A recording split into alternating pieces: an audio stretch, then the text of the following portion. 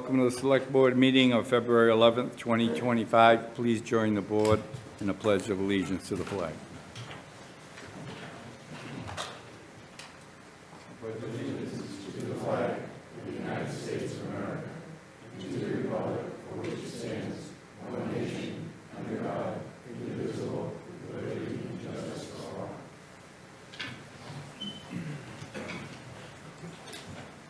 Mr. Canty, please.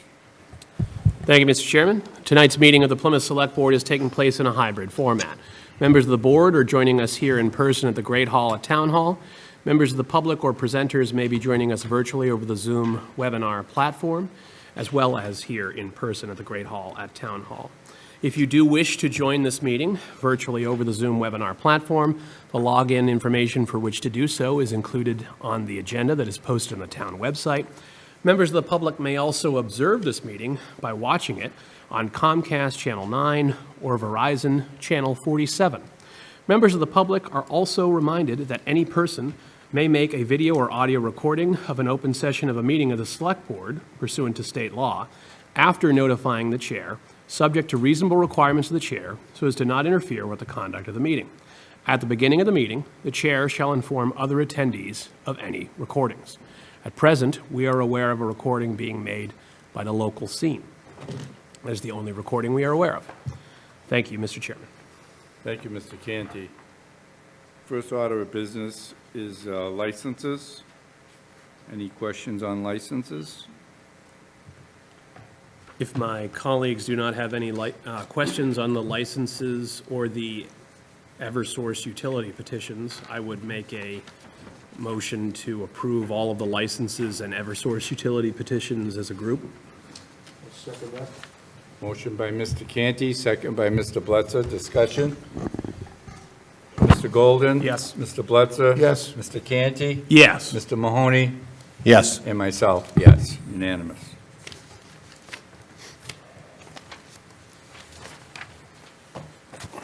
And then we have 1 through 12 on administrative notes.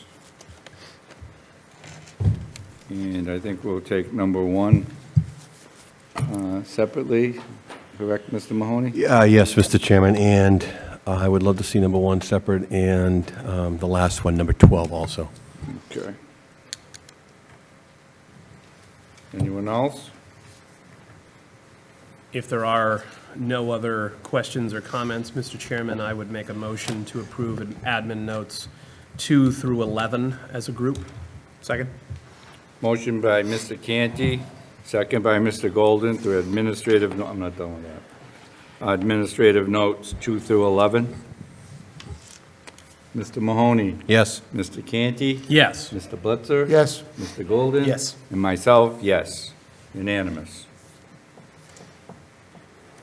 Let's go right to number 12. Mr. Canty? Mr. Mahoney? I Yeah. just wanted somebody to read Oh, it. I'll read it, so yes. everybody knows what we're talking about. Admin note 12, the board will vote to approve and execute the lease agreement with John and Sandra Sparks of 260 Ryder Way. Okay. I'll move approval, Mr. Chairman. Second. Motion by Mr. Mahoney, second by Mr. Canty. Discussion. Mr. Mahoney. So I just want to explain this administrative note. This one has been hanging out there for a couple of decades, and it's a situation on Long Beach where a house was built on property that has been determined with 100% certainty is owned by the taxpayers of Plymouth. So for those individuals in the public who pay attention to what we post in our executive sessions announcements, you've probably seen that we've gone in back and forth a multitude of times on this topic over the last, I would say, 12 to 18 months. And finally, I would categorize this as a massive loose end that has finally been brought to a conclusion. There is an agreement here with Mr. and Mrs. Sparks. On top of there is an admission that they don't own the land. They will continue to pay the property taxes on this property as if they were the owner of both the land and the home. And on top of that, they are entering into a lease agreement where, in addition to that, they will pay an incremental, starting off at $750 incrementally a month, There will be a 4% annual escalator on top of that additional payment. And maybe one of the most important variables here is that also upon the conclusion of their natural lives, when Mr. and Mrs. Sparks pass on, they cannot, this lease cannot be passed on to any of their children. At that point in time, this structure would revert to the town of Plymouth. So that's what happened with that one. Thank you, John. Anyone else? Mr. Golden? Was there Number a 12. motion? Oh, Yes. Mr. Blitzer? Yes. Mr. Canty? Yes. Mr. Mahoney? Yes. And myself, yes. 12, unanimous. Back to 1. Mr. Canty. Thank you, Mr. Chairman. Admin Note 1 reads, "The board will vote to authorize the town manager to execute the memorandum of understanding between the town of Plymouth and the Plymouth Regional Economic Development Foundation Incorporated, a nonprofit corporation created pursuant to Chapter 180 of the Massachusetts General Laws." Okay.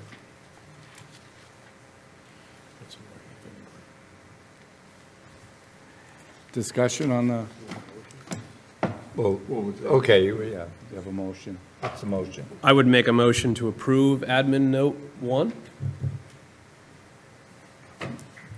Second? Motion by Mr. Canty, second by Mr. Golden. Discussion.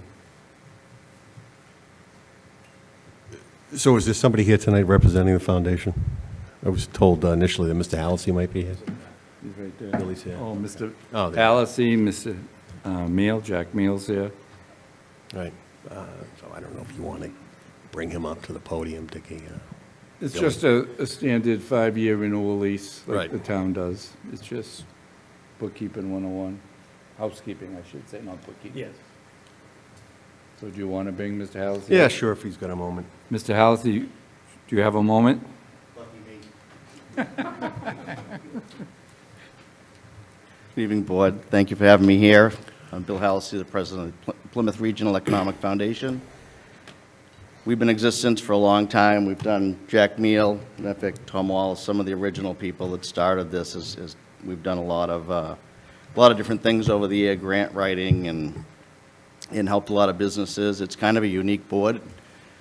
It's a board where if you came to the town, any kind of town, and you wanted to set up shop, you wanted to, set up a business or something like that, it's a good group of people where can you go to a board where you can have the chairman of the board of selectmen, you can have the town manager, you can have the director of planning, we've got the president of the Chamber of Commerce on there, we have State Rep Muratori on there, and we have local business people all around that can be on a greeting committee and kind of let people know the lay of the land. Born and raised in Plymouth, I was a former selectman, and I actually got appointed to that when I became chair in 2010. And it's a very unique board, and I think it brings a lot to the table for somebody who's entering a community like ours, and you want to enter them with, warm, open arms, and you want to help navigate them through the direction and channels they're going to go. So it was a board that, when I was appointed to, I honestly didn't even know it really existed, and then when I was on there, I really liked it. I liked a lot of the things, that we did, and I know Jack can speak to it from fruition, where Ed Santos and Jack were some of the main people who started this. And Jack, I'll turn it over to you if you want to give a little bit about the history of where we began and where we are today. Glad to, thank you. My name is Jack Meal. I've been a resident of the town of Plymouth for 47 years. And myself, Mr. Wallace, Ed Santos, that many of you know. In 1999, Tom Bosanquet, which some of you may remember, prepared a white paper for the town on the economic development function of the town. And the results of his paper said that the economic development function should be privatized. Back then, the budget for that function was about $250,000 a year. Tom, myself, Tom Bosanquet got together, and we joined with Ed Santos from the Plymouth Industrial Development Corporation, and Ed agreed to split that money in half. $125,000 a year had come and continues to come from the private sector. So over the 25 years that we've been in existence, over $3 million has come from the private sector to fund economic development, which is $3 million that the town did not have to ante up. just a few of the many accomplishments that we have. One was that we formed the Plymouth Growth and Development Corporation, which is the entity that oversees the parking in this town, that expands parking in this town. They've done a fine job. One of them is that facility that you see right next door.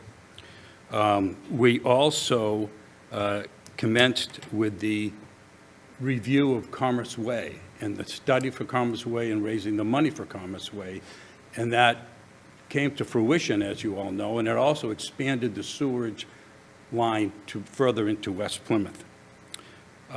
We, in 2012, had the first cruise ship come to the town of Plymouth. Today, during the summer months, we have a cruise ship comes in here many times during the week, which generates thousands of dollars of dockage fees, which again is funds that come to the town of Plymouth. We also were involved with the town wharf improvements. In 2017, we sold 23 acres off of Hedges Pond Road, which is a property that we purchased from the town for fair market value, $500,000 in cash. It's all public information. We did mine gravel off of that site, and that money is sitting in the bank today, and that's what funds the other half of the private investment into the economic development for the town of Plymouth. We also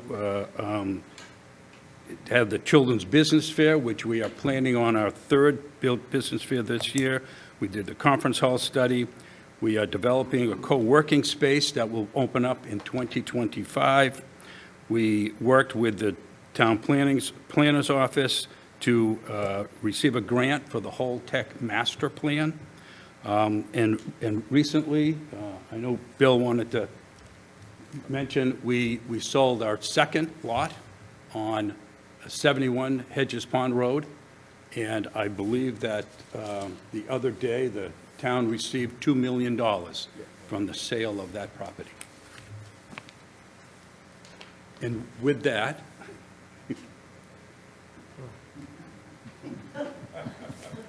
and both of those lots on Hedges Pond Road were properties owned by the town that were not generating any tax revenue at all.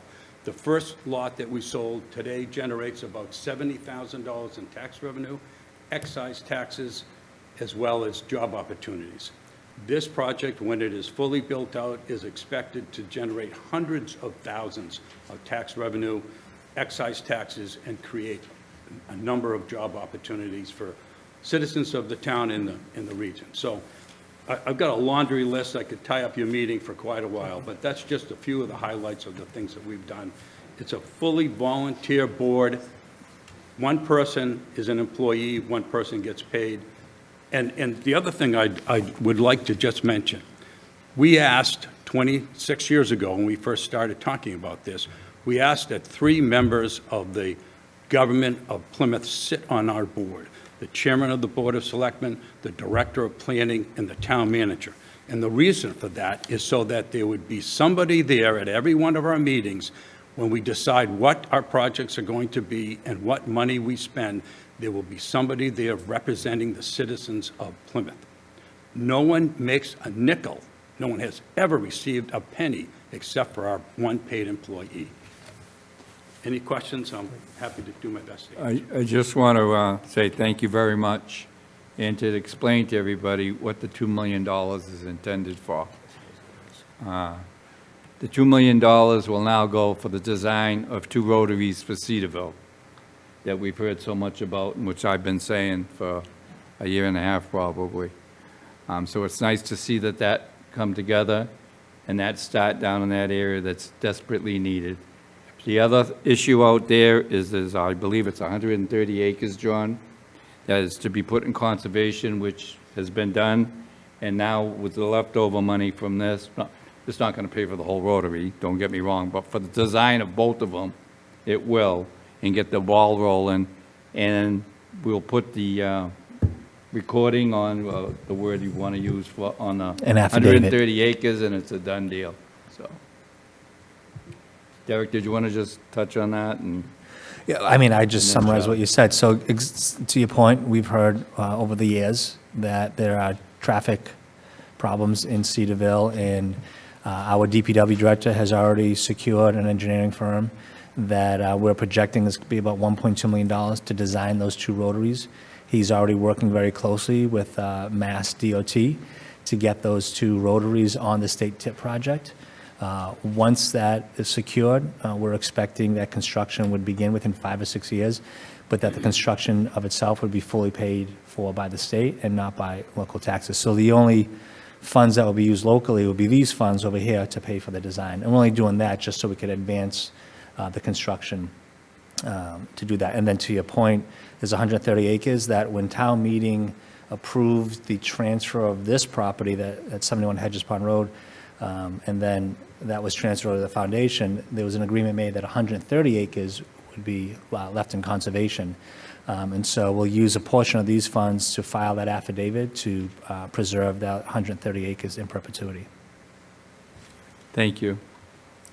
Real quick, if I may. This project took about 3 or 4 years to get done. It was not an easy project. We had it under agreement with 2 other developers. We've spent, we have a 12-member board. We should have 13. We're still waiting to fill the seat of Ed Santos. But a lot of time went into this, and a lot of challenges went into this. And it's not an easy project, to get something like this done. Stephen Cole was our executive director, put a lot of time and effort into it. He's not here today. He's on his honeymoon, so I'm sure he's tuned in somewhere watching us. I'm glad Father Time was able to bring everybody up to speed on the history. I could not have touched that and all.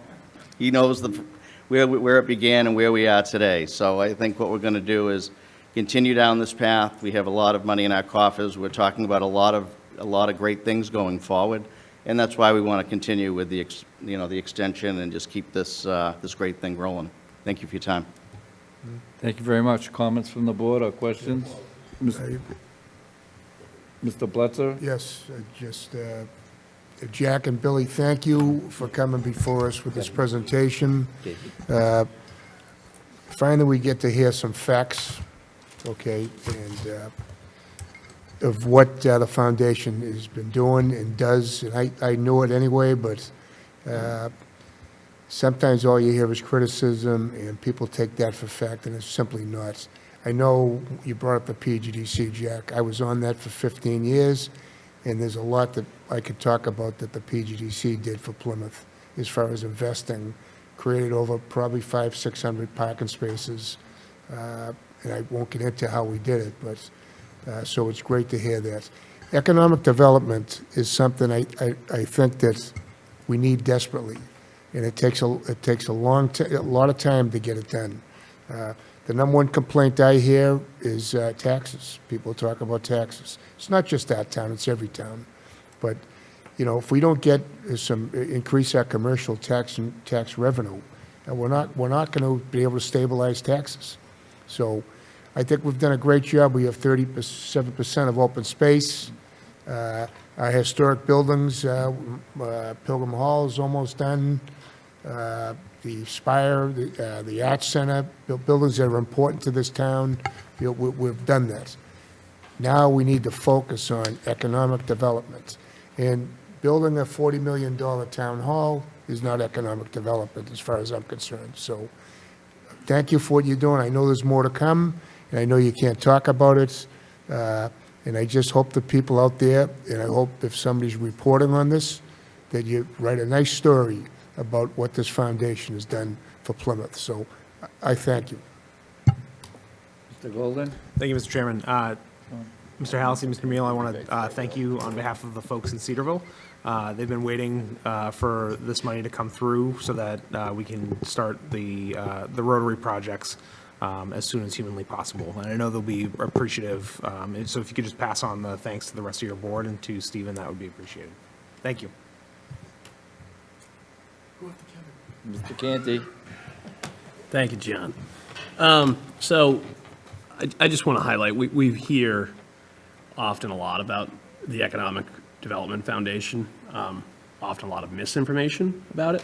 So I think it's just important to highlight that it is a nonprofit corporation created pursuant to Chapter 180 of the Massachusetts General Laws, created under state law, and that their objective is to try and, as the name says, encourage economic development throughout the Plymouth region and in Plymouth in particular. I also think it's worth highlighting, as the chair said at a meeting a few weeks ago, that the 5 members of this board that he serves on, including himself, is the board that he's served on with the most people that are trying to do the most to preserve and conserve our open space in our environment out of all the boards that he's ever served on. And I think that's true, but we also need some economic development in town, because while all of us up here agree that our open space is important and that things like our aquifer are precious and deserving protecting, it is also true that, at least as of right now, squirrels and trees, sadly, do not pay taxes, and that we need to have a balance between open space and economic development, not just for the tax revenue that it brings to the town, but also for the benefit of providing good living wage jobs that people, so that more people can live and work within the same town, because so many Plymouthians have to commute outside of Plymouth in order to live in Plymouth, which is bad for their work-life balance, it's bad for their civic engagement, and it's also bad for our environment to have that many people commute. So there is an environmental issue related to that. And I would also highlight that the Economic Development Foundation did help us get the grant money for the whole tech master planning process. And I think everyone has agreed that at a minimum, a lot of the land on that 1,530.35 acres should be preserved. Some people want to see it all preserved. Some people want to see some light economic development on some of it. But at a minimum, everybody wants to see a lot of it preserved. So, and that is a precious parcel for the destiny of this town, both from an economic position as well as an environmental and overall town character position. And they helped with that. And they deserve the credit for that, and not the blame that they're getting for effectuating what was, at the time, a unanimous decision by town meeting and a steering committee. So I think that is very important to highlight. Some criticism is obviously warranted and expected in any action of government or of a nonprofit working with the government. But it is also important to correct the record at certain times, and I think that record should be highlighted tonight. So I want to thank the foundation, Bill, and everybody else for their work and for helping the town become a smart and balanced community. Thank you. Mr. Mahoney. Yeah, I'd like to have William Halsey has another minute. He can get up to the microphone.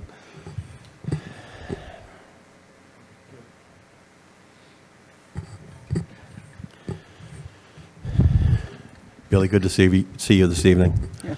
So I'm going to say this to you, and maybe you can tell Charlie after the meeting, okay? So this is a $54 million structure, principal and interest. And respectfully, I disagree. I think that a significant investment in infrastructure in the historic downtown of this community promotes more economic development. But that's not what I got you up here to say, okay? So this is a 5-year agreement, significant investment on behalf of the community. And, Billy, I just want to say this, get it out there. You don't have to respond at all. But I want to make sure that we're not entering into on certain issues, we're not entering into a competition or an adversarial relationship. And economic development is water.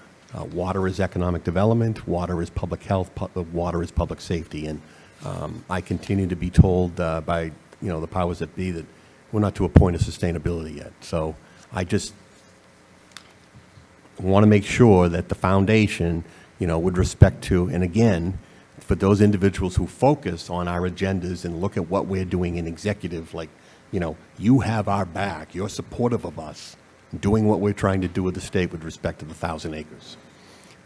You have our back and you're supportive of us, making sure that we get that 1,542 acres that plant that's under the Chapter 61 and we have that 8-year agreement on, that's coming to this community.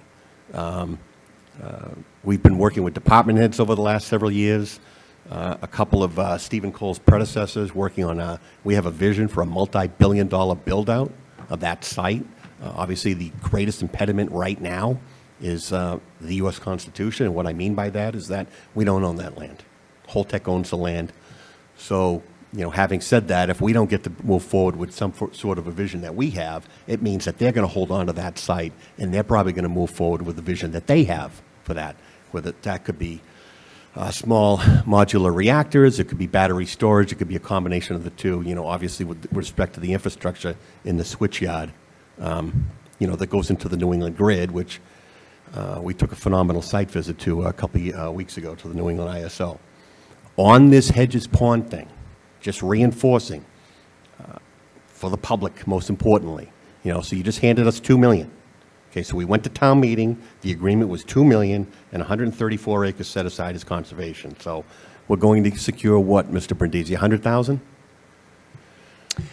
Right, so we have an article that's going to town meeting. There's approximately 550 parcels that have been transferred under care and custody of conservation over the last 10 years. And for whatever reason, they have never been recorded at the Registry of Deeds. So it's going to cost approximately $100,000 to record all of those parcels. And so the idea is to either include these 130 acres as part of that process, or maybe carve out a percentage of these dollars from this $2 million in order to record the 130 acres affidavit. Right. So So we're it's looking at imperative both. that this board and the town staff and yourself follow through on that. We make sure that, we follow through on the two things that we promised in exchange for, relinquishing this. What is it, 37 acres, Billy? Yeah. 37 acres. So, and then the last thing is that there's got to be a little bit better situational awareness. And I understand that you own the land now, but sand mining has become a significant issue, especially in eastern Massachusetts. And I just want to make sure that, moving into the future, myself, I'd certainly be reluctant if we can't open it up carte blanche to somebody coming in and taking out an unlimited amount of material, which is contradictory to what we want to see. We want to see solid economic development. We want to see sustainable jobs in industries and, a little bit of an incremental boost to our commercial industrial base. Well, I'm glad you brought that up, John, just real quick, because the people that we had dealt with in the very beginning on this project, there was never a mention of gravel extraction from day one through all three people that were involved with this. This was a curveball that was hit with us after we were already under agreement. So we never, and somehow we got linked to this. It created a black mark for this. So I'm glad you brought that up, because that's something I've really wanted to clear the air on, that under no intention, we had no intentions whatsoever. And if you look at the topography of that land, it's a big hole. So you wouldn't even really think that there was that much gravel to be extracted out of there. But obviously the developer goes in there, they're going to look at it as a whole, they're going to look for any situation of what they can do to move, gravel around to, help with the project. But, everyone talks about, economic growth and so forth, and I think it's crucial. I think it's crucial to Plymouth's future. We've got a great board, but it all revolves around the people that sit here in a lot of the changes. Plymouth's had a bad reputation for many years of being very unbusiness friendly. And in a lot of it, we've had some good changes. We've got a new fire chief, and I'm not pointing out any fingers of before or after or whatever, but you do see economic growth going on. In the fact that the parcels that we don't control, we don't have a lot of say. We can bring these people in, we can reach out to them, we can make all those strides to try and do that. But at the end of the day, it's the land that, we can work with the town to do better things with, and then we can spill that into other things, and that's what we like to do. We want to advise. We enjoy working with the town, with Derek, and that's why it's nice, because, you got the town manager on there, the Board of Select, the Director of Planning. These people all work with, a new DPW director now. There's been, other people that have been in these positions, and they can really stunt economic growth. If they're asking people, if they're extorting people, this is a lot of the stuff that goes on. So, there's a lot of steps to getting done what needs to get done, and there's a tremendous amount of economic growth going on right now. The Pine Hills, you see everywhere you turn around, you see a new bank going up, you see this. That's all economic growth, it's all smart growth. So, that's our goal, is to kind of keep that down that path and see what we can do to turn this into, greater, and I hope we're here in 5 years with a lot more to say. Thank you. And I'm just going to add on the gravel removal. I believe it was either 350 yards that they originally wanted to remove, or 370, and it went for the planning board, and the planning board hired an independent team to come in and look at it, and that's how they got, I think it was 170 or 150. So, you know, the process definitely worked. The planning board definitely did their job, and it was a lot less than originally put out there. So I think it's only fair to follow up with that remark, John, because it did go through that process, and they did change it, and I'm glad they did, and let's move on. Let's get the facts right. And go back in history a little bit, not too long, just a little bit. When I was first elected, and I don't know what year it was, a long time ago, and the Office of Economic Development on Lincoln Street was empty. And I remember my first campaign saying, how do you have economic development with no economic development office? And that was one of my taglines, or whatever you want to call it. And we did fill it after that. I think it was Harold Burke came in. Then after Harold, it might have been Dennis Hanks. But we seen that. And then after that, that's how this was formed with the town. And, you know, do we really doing it right? We can't do this because we're all town, but, so that's the whole reason to why we got to have the foundation. Give or take a piece there that I may have forgotten, but that's the whole story. And it's nice to see something done, and you know me, I want things more done. I don't always say it right, but I have to answer the 60-some-odd thousand people too. So it's like, let's, get it going. I'm not a development nut. And by the way, gravel removal in this community is down to one site, if that. One. So when we use mine, I don't use that word. I don't know where that came from. I call it gravel removal, and there's one site. And if somebody else has different, bring in the scientific evidence, we'll look at it. Always. Always. At least I will. So, that being said, do we have a motion on one? I made a motion, Oh, I'm and I sorry, think... we've gone on for so long. That's okay. I think Mr. Golden seconded. Okay, thank you. Any more discussion? Mr. Golden? Yes. Mr. Bletzer? Yes. Mr. Canty? Yes. Mr. Mahoney? Yes. And myself, yes, unanimous. And thank you very much again. First agenda item is the Visitor Services Board. We have one 2-year term. Is Daniel Contrino here? Hi, would you like to come up, please?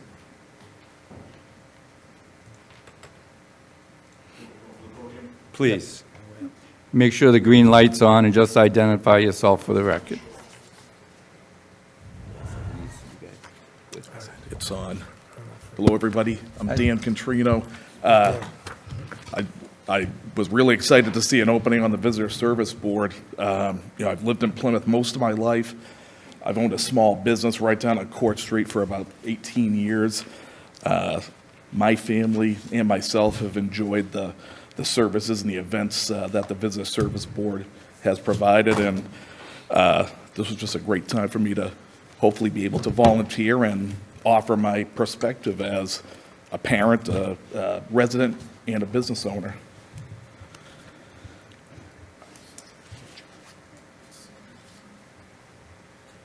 Thank you. Oh, no Any worries. questions from the board? Comments? Mr. Canty? Mr. Catrino, is there anything that the Visitors Services Board is currently doing that you're aware of, that you'd like to see them continue to do if you were appointed? Or anything in particular that they're not doing that you'd like to see them start doing if you were to be appointed? No, I actually, one thing that I'm very happy to see talk about having the visitor center possibly open year-round. And of course, as a business owner, my ears and eyes are always open to public restrooms. That's a big thing downtown. I'm asked that every day, are there public restrooms? So having that down on the waterfront, I think would be fantastic. I enjoy the benefits of grant money that the VSB provides me for First Fridays, and also some of the grant money that Lee Filson over at Sea Plymouth enjoys with the circuit. I see tourists and customers being driven around all over Plymouth from that. So it's I think it's a wonderful entity. And I also, being someone who's downtown, I can also maybe be a voice to people who may not know where some of the things that the VSB provides from the meals tax money is something that, like the Christmas tree, that was a big thing downtown that I was hearing people complain about. And I tried to explain this was not, this was money that was already there. So I could kind of be a voice of reason, hopefully, to people come into my store. Thank you. No, thank you. Any other questions or comments? No? All right, thank you very much. Diane Keaton? Welcome. My name is Diane Keaton. I'm a longtime resident here in Plymouth. My family grew up here. My children are graduated from North High School, 2 from North, 1 from South. I was involved with the town back in 2001 as a crossing guard / as meter officer for the town of Plymouth. And I'm on an empty nest syndrome right now, and I'm looking to volunteer, and I enjoy Plymouth. I love Plymouth. We've been here a long time, and they've done a great job with the visiting center. Like he said, it would be good to see it 24 hours, and I've loved everything in the town. Thank you. Any questions? Mr. Canty? Ms. Keaton, is there anything that the Visitors Services Board is currently doing that you'd like to see them continue to do if you were to be appointed? Or anything that they're not doing currently that you would like to see them start doing were you to be appointed?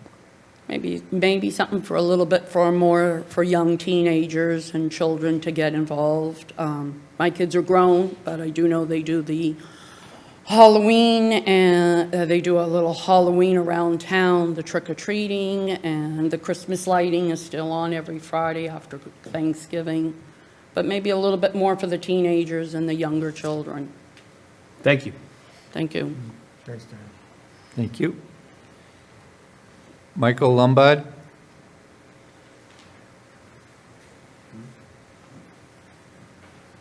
Jay, he's not online, right? Michael Lombard? No? Okay. Wish of the board? I would, Nomination. I'm prepared to make a nomination. Okay. I would nominate Daniel Contrino for the 2-year term. I'll second. Motion by Mr. Canty, second by Mr. Golden. Discussion? Mr. Canty and Mr. Blitzer. So I appreciate, I appreciate both of the applicants that applied. And, One more nomination. okay, we have another nomination. Yep. All right, I'll hold my comments then. I'd like to nominate Diane Keaton. Second? Motion by Mr. Blitzer, second by Mr. Mahoney. Discussion? Okay, so now we just go back to the, okay. Okay.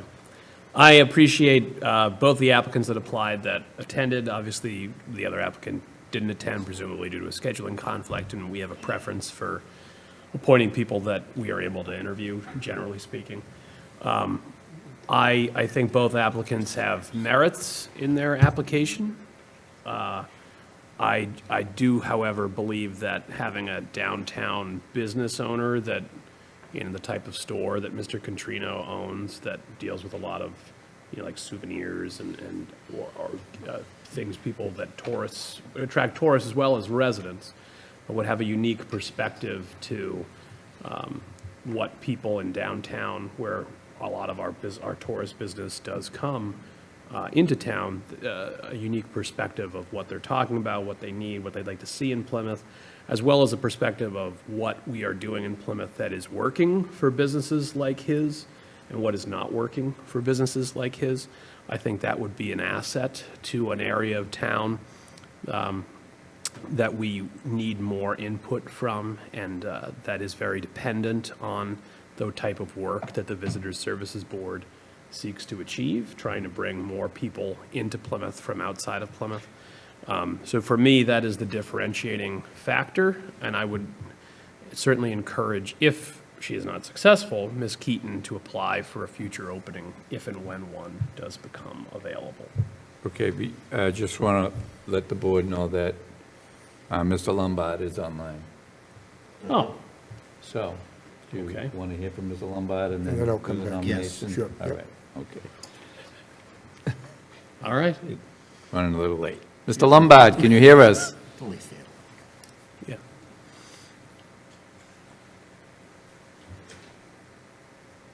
Mr. Lombard, are you muted?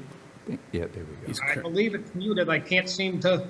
There you go. We can hear you now. Can you speak up a little?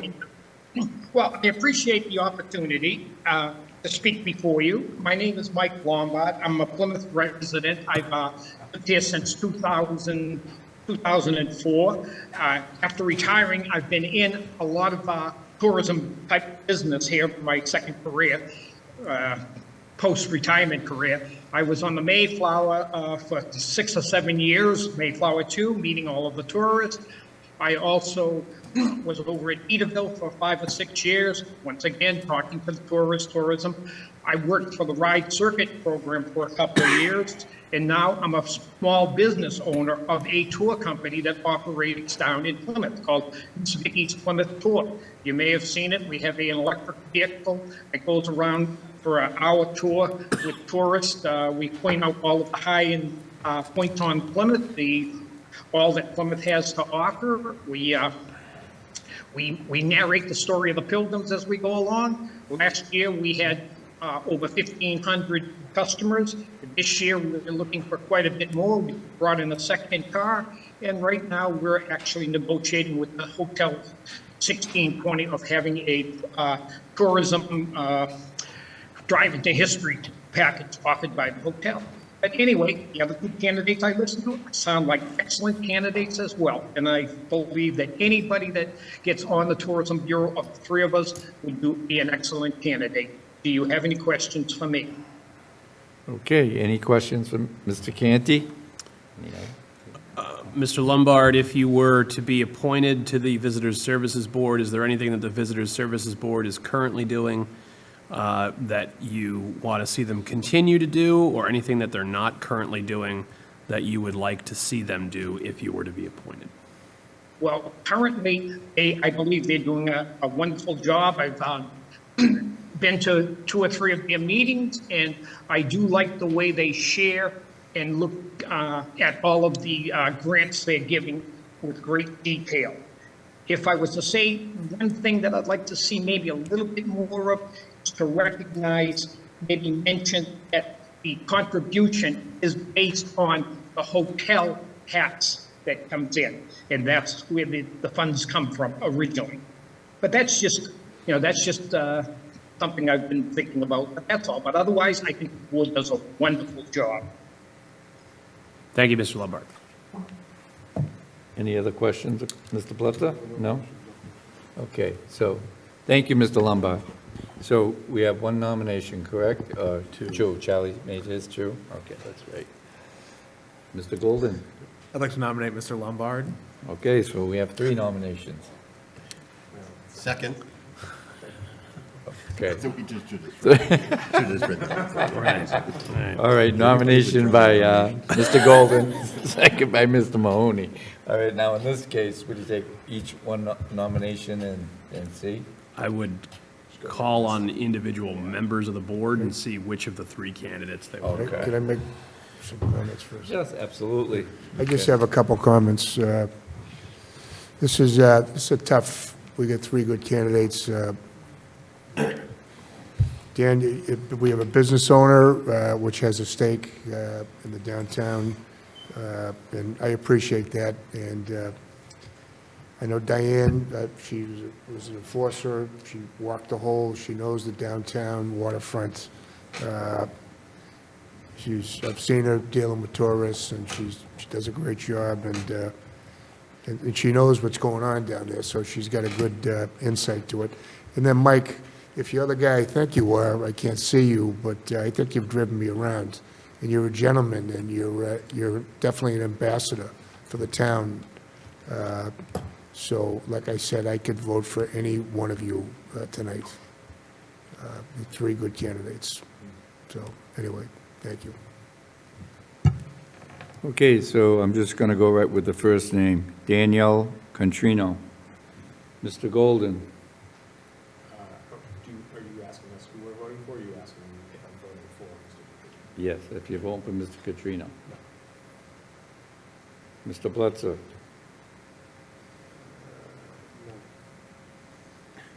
Mr. Canty, Yes. Mr. Mahoney, Yes. and myself, yes.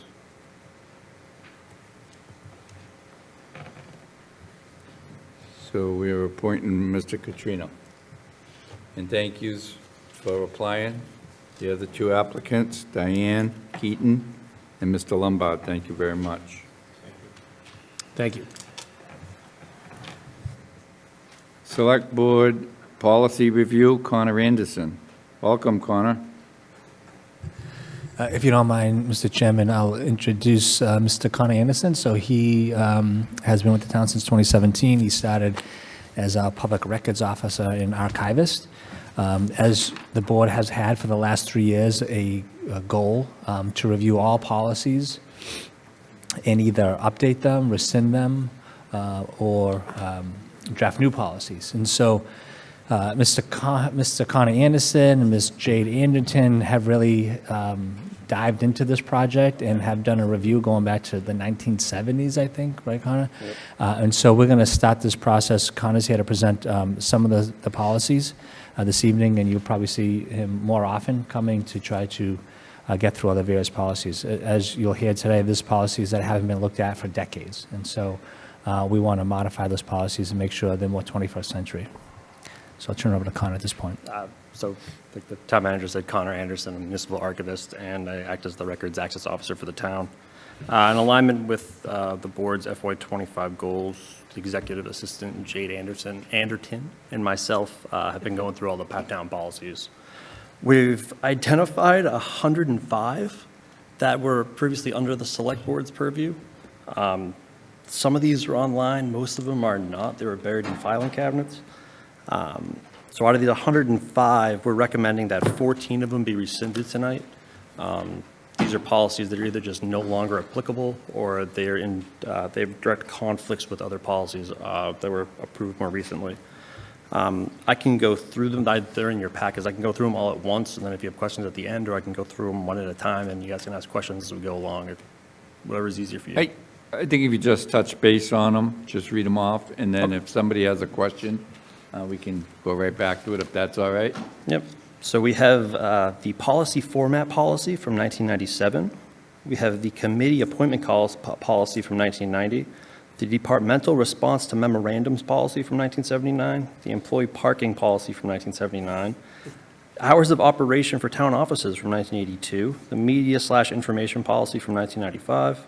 Policy on cell phones during work hours from 2011. Posting of docket/Board of Selectmen from 1979, requests for copies by citizens from 1979, social media guidelines from 2013, temperature control from 1979, the town hall facility/office workspace policy from 2017, the town website advertisements policy from 2012, and the use of town council policy from 1979. Thank you. Any questions on any of those policies? Yeah, Mr. Golden, then Mr. Blitzer? Thank you, Mr. Chairman. First, thank you for being here tonight, Connor. I found the temperature control. That's my favorite one. To be the most egregious of these policies. For those of you who are at home, want to know that the town had a policy that we wouldn't let the temperature go below 78 in the summertime, it's almost 80 degrees, or above 65 in the wintertime. if I'm not mistaken. That is correct. So I'm happy to see that one go. I do, however, want to draw some attention to the posting of the docket of the Board of Selectmen. This policy, although quite old, I think is still germane for the work that we do. It states that a tentative docket for the Board of Selectmen's meeting, upcoming meeting, shall be posted and made available to the press by 4:30 PM on the Wednesday prior to the meeting. The final docket for the Board of Selectmen's upcoming meeting shall be posted and made available to the press by 3 PM on the Friday prior to the meeting. And in your note to us, Connor, you mentioned that this was potentially in conflict with Select Board policy number SB 012423, which was established on January 24th of 2023 by this board.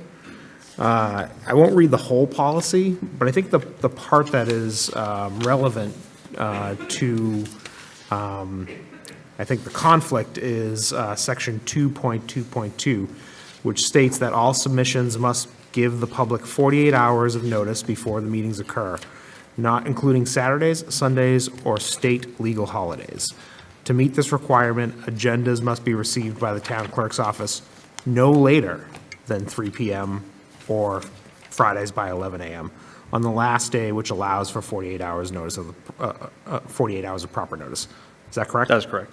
And this language mimics the open meeting law, correct? I would suggest that the fact that it says no later than 3 PM or 11 AM on Fridays doesn't necessarily conflict with the creation of a tentative and a final docket for the select board meeting. I think we would need to update the language here, and I don't think it's necessarily for the press, but for the benefit of the public.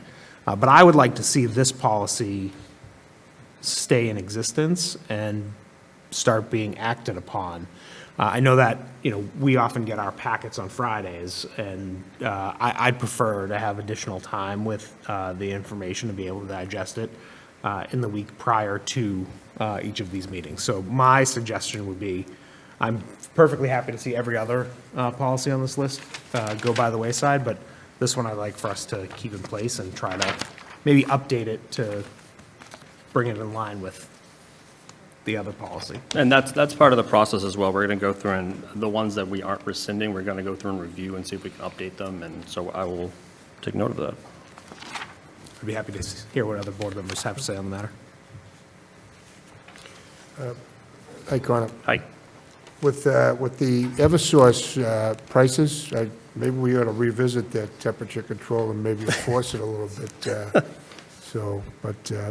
No, I agree with what David said on, we may want to look at that, so, anyway, thank you.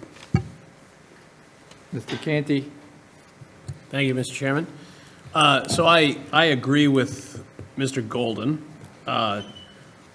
both that the temperature control policy is ridiculous and made me laugh when I read it, that we would keep it at 78 degrees in the summer. It's just, that's an oven. A minimum of 78 degrees. Yeah, that is, must have been a smelly town hall. But beyond, I'm glad we've been ignoring it. But I also found it interesting that we have a format policy for select board policies that we've also been just ignoring. So that's an interesting concept in and of itself. The format policy doesn't follow the format policy. Yes, right. So that's a bizarre policy in and of itself. But in terms of what Mr. Golden said more substantively in regards to getting the packet and the agenda posted, I know that often we get items that come in when they come in, but it is challenging. I find it challenging sometimes when there's something that comes in at like 11 or 12, or sometimes Jade is here past noon when we close at noon, giving us this packet. It's not Jade's fault. She's getting it when it comes to her. But if there's something in that we need to follow up with a town employee, or department head, division head, something like that, if it happens at just before or after noon on a Friday and they're home, like generally I believe very strongly in like a work-life balance. I think the people that work for the town work very hard, and they deserve to have time with their friends and family and a life every once in a while. So getting our packet when we're still have time where they're at the office to ask them questions within a reasonable time for them to respond, because the alternative is I have to wait till Monday, and then I don't have that much time for them to be able to answer that question and get back to me. So getting the packet sooner when possible, and obviously not everything is going to come in like things come in late, things happen, we can make exceptions here and there. But if we got the vast majority of the packets earlier and could ask substantive questions to employees while they're at work as opposed to pestering them on the weekend and interfering with their work-life balance and therefore making it harder to retain and recruit good employees as an aside, that I think would be an improvement to the process. And so whether we maybe we keep this one around for now and look to like keep it in place until we can replace it with a more modernized version of it, because obviously there are some details of it from 1979 that should probably be tweaked, but I think the thrust of the 1979 policy is still germane, as Mr. Golden said. So perhaps if we have a motion on these items, we could omit that particular one for the time being, depending on the will of my colleagues. Any more discussion? Do we have a motion? I would make a motion to rescind all of the listed policies with the exception of the one titled Posting of Docket/Board of Selectmen Policy 1979 in the cover sheet. Second. Motion by Mr. Canty, second by Mr. Golden. Discussion? Mr. Mahoney? Yes. Mr. Canty? Yes. Mr. Blutzer? Yes. Mr. Golden? Yes. And myself, yes, unanimous. So, Mr. Chairman, if I could make a comment regarding the 1979 policy. So I think what would make most sense is to look at the 2023 policy and incorporate some of those ideas from 1979. I would caution the Select Board that I'm pretty accurate, I could guess that back in 1979, they were probably meeting twice a month, if not once a month. So there was more time for staff to prepare, especially if it's every other week. What I envision if the packets were to be produced by Wednesday, we're coming off of a Tuesday night meeting and then having to turn around a packet the very next day. So if we're going to meet every week. So that's a challenge, but that's something that we just have to work through. And I would also say the other challenge, oftentimes what we see, especially during the summer, are businesses looking for a one-day liquor license. And I know the chairman and I have talked of having to order special meetings because someone didn't get their paperwork in on time. So those are some of the nuances I think that we would have to work out if we were to have a hard and fast Wednesday deadline for packets. Mr. Canty? So I agree that those are some things that would need to be worked out. I think if we implemented something like that, we'd give some lead time, like effective July 1st. You have to have, like, don't do it next week. You have to do it by that. And not only giving department and division heads the lead time to do that, but also the private businesses that need these permits and other things, so that they can adjust accordingly. And again, like with certain things, exceptions could be made for exceptional circumstances. But I will point out, I know it's a different committee, but when I was on the Advisory and Finance Committee as the chair there, we had a policy that we were not enforcing, that you had to get our packet in a week in advance. And we started enforcing that policy, and there were some growing pains, but once people adjusted to that, it improved operations significantly, because we used to get our packets like 2 days before those meetings, and that was not enough time for 15 people, with most of whom had day jobs and other stuff, to digest some of that substantive material. But by giving everybody fair notice before a town meeting cycle, they were able to adjust. And now it is few and far between that there are exceptions to that, at least when I last served on there. And it improved operations and effectiveness of it gave committee members time to do site visits. If they wanted to look at a project, they could do that. Whereas if they got it 2 days before and they didn't even know where the address was, that was challenging. So I think it had significant improvements to the total operations and is worth some of those those grown. But I do agree that we would need to give people notice to adjust to that. Mr. Blitzer? And you brought up good points, Mr. Brindisi, and I think we're not voting on the policy tonight, but I think we have time to talk about it on that policy. So we ought to take a look at the 23 and 79 and put together a set of policies that works in 2025. So, but you brought up a good point, and I think we need maybe an agenda item at some point and discuss it, and we can vote on it then. So, anyway, thank you. Thank you. Although I like the idea, I have a lot of reserve with it because I see already working with it the way it is, sometimes things just don't, and it's going to happen. You can have a deadline, and, you know, as the chairman, I'm not going to tell somebody or a business that because they didn't make a deadline, I'm not going to hear it, or I couldn't call a special meeting in some cases. So my suggestion is to outline something, and let's try it for a month or two. And if it works, then vote it in, rather than, you know, voting something in and then not having it work. That's all. I mean, let's give staff a chance. I mean, she's sitting here all night tonight, and you want her to have that thing posted. I mean, she's not, you know, she's going to sleep too. Tonight's all right, you know, and I'm just probably going to say I didn't need to say it, but same as Derek. I mean, I'm not saying I'm against it, but let's try it just voluntary, if that's okay, for a month, see what if there's any problems. If there's not, happily we go on our way. If not, we'll tweak it so we'll have compromise, so everybody's happy. How's that?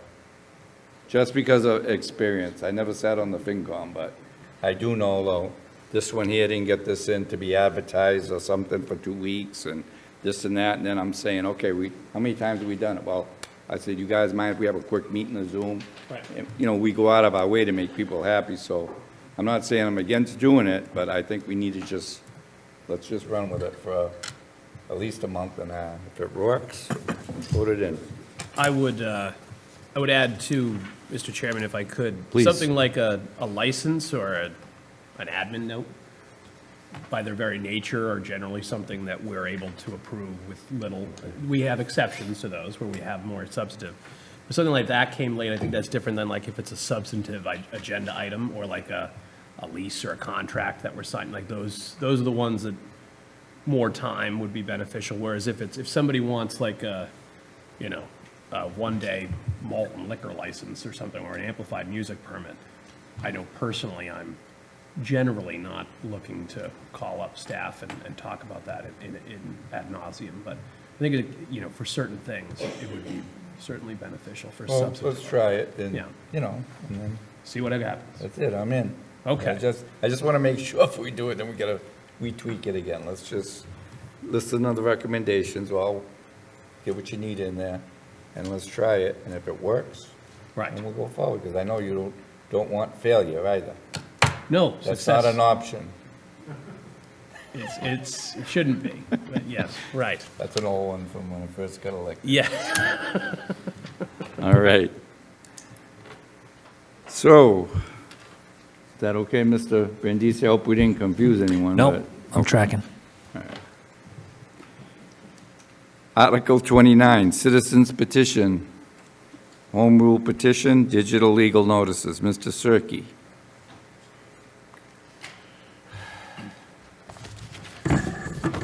Thank you, Mr. Chairman. Rich Cirque, Precinct 2 Town Meeting member and the petitioner in this article.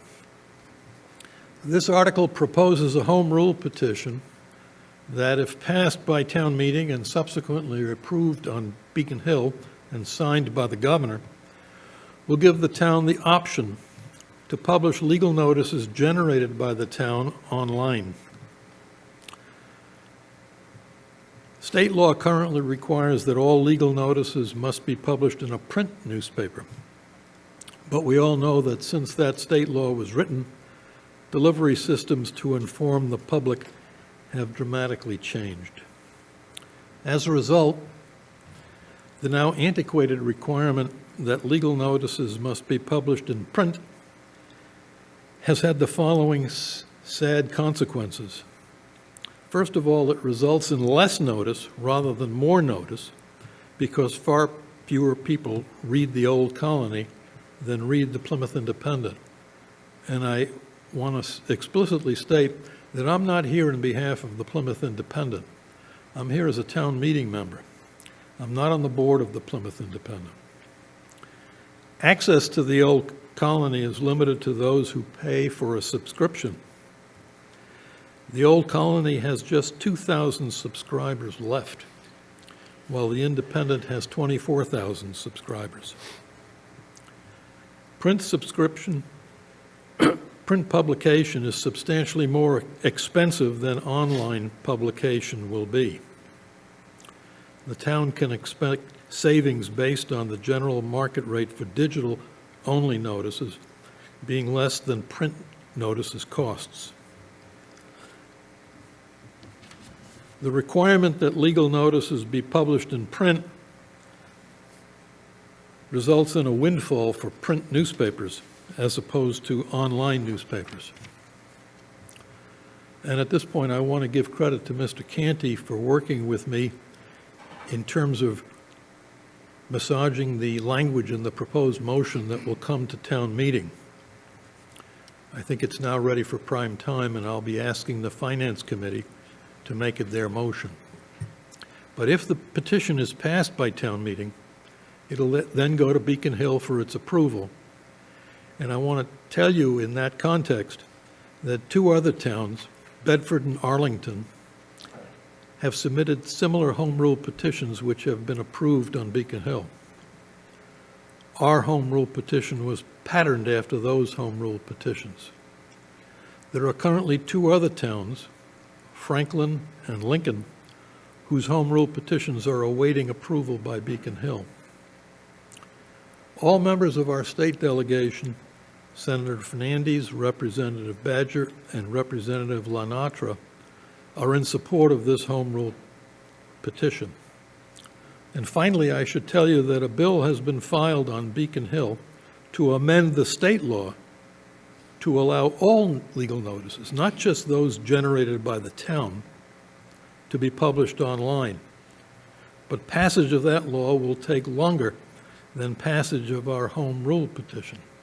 If that law passes, then our home rule petition will no longer be necessary. So this is intended to bridge the expected gap between the approval of our home rule petition and the approval of the amendment to state law.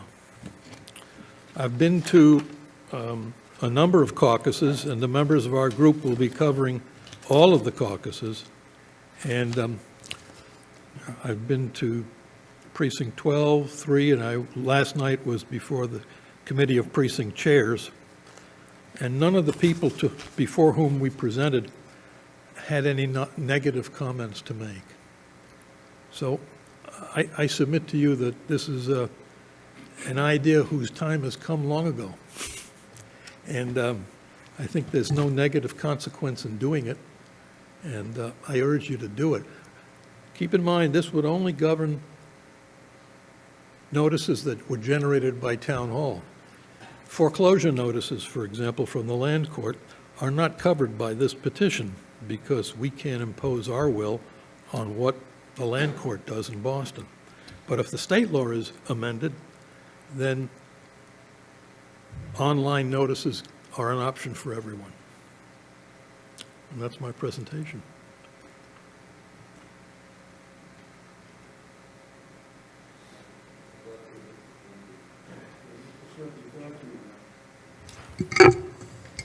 I have a few questions. So why do we need this change? The other night, I heard you say it's going to save the town money. I don't know exactly what the cost to the Plymouth Independent will charge for including these notices in its online paper, but I have been assured it will be less than what the town currently pays to Gannett for a notice in a paper that no one reads. So let's talk about, well, there's four options I see here. A, the print newspaper that's going by the wayside, is what you're saying. Yeah. So that may not be an option soon. Well, the board could, going to make a choice if this bill passes, make a choice as to whether or not it wants notices to go in the print newspaper or not. But if you were a prediction, you think it's going to go by the wayside, the Old Colony will go by the wayside, because it has to be a print that covers Plymouth. I'm sorry? It has to be a print newspaper that has a circulation in Oh, sure. Plymouth. Yeah, So- and the online would have to be, No, I'm talking about the print. I'm starting with A. okay, yeah, by So- law, it's going to have to be So a A could newspaper be- of general circulation in the town of Plymouth. So now let's go to B.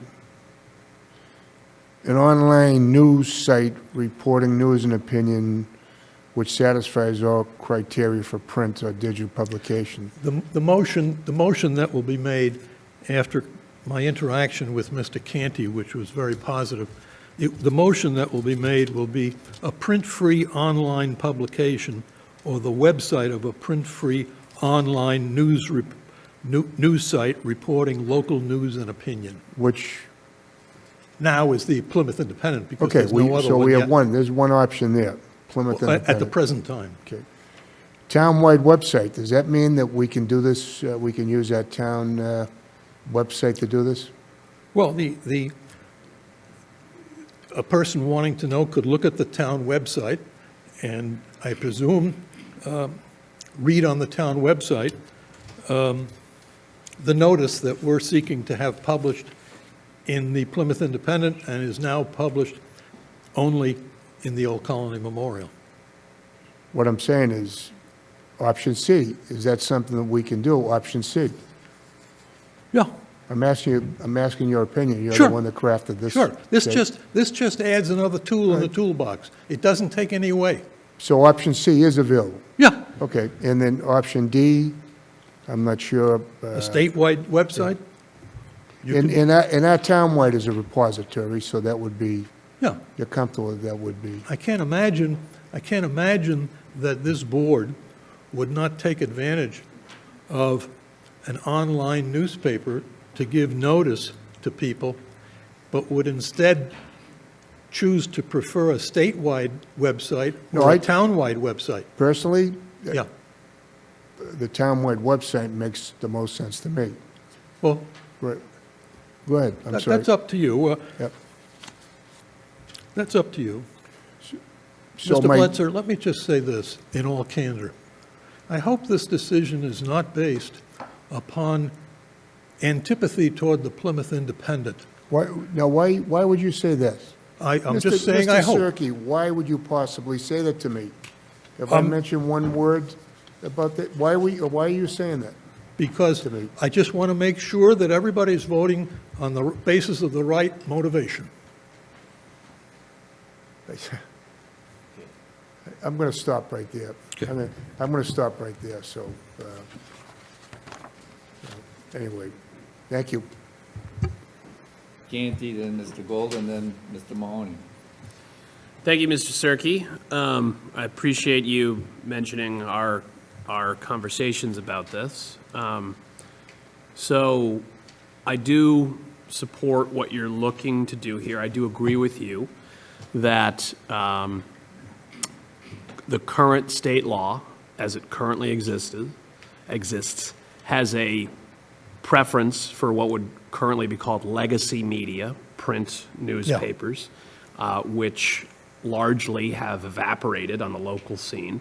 I would say that the Old Colony Memorial is more like the USA Today of Massachusetts than it is about local news coverage at this point. And I agree that very few people are actually reading it. If you are reading it, you're not getting local coverage. I don't need to say more about that.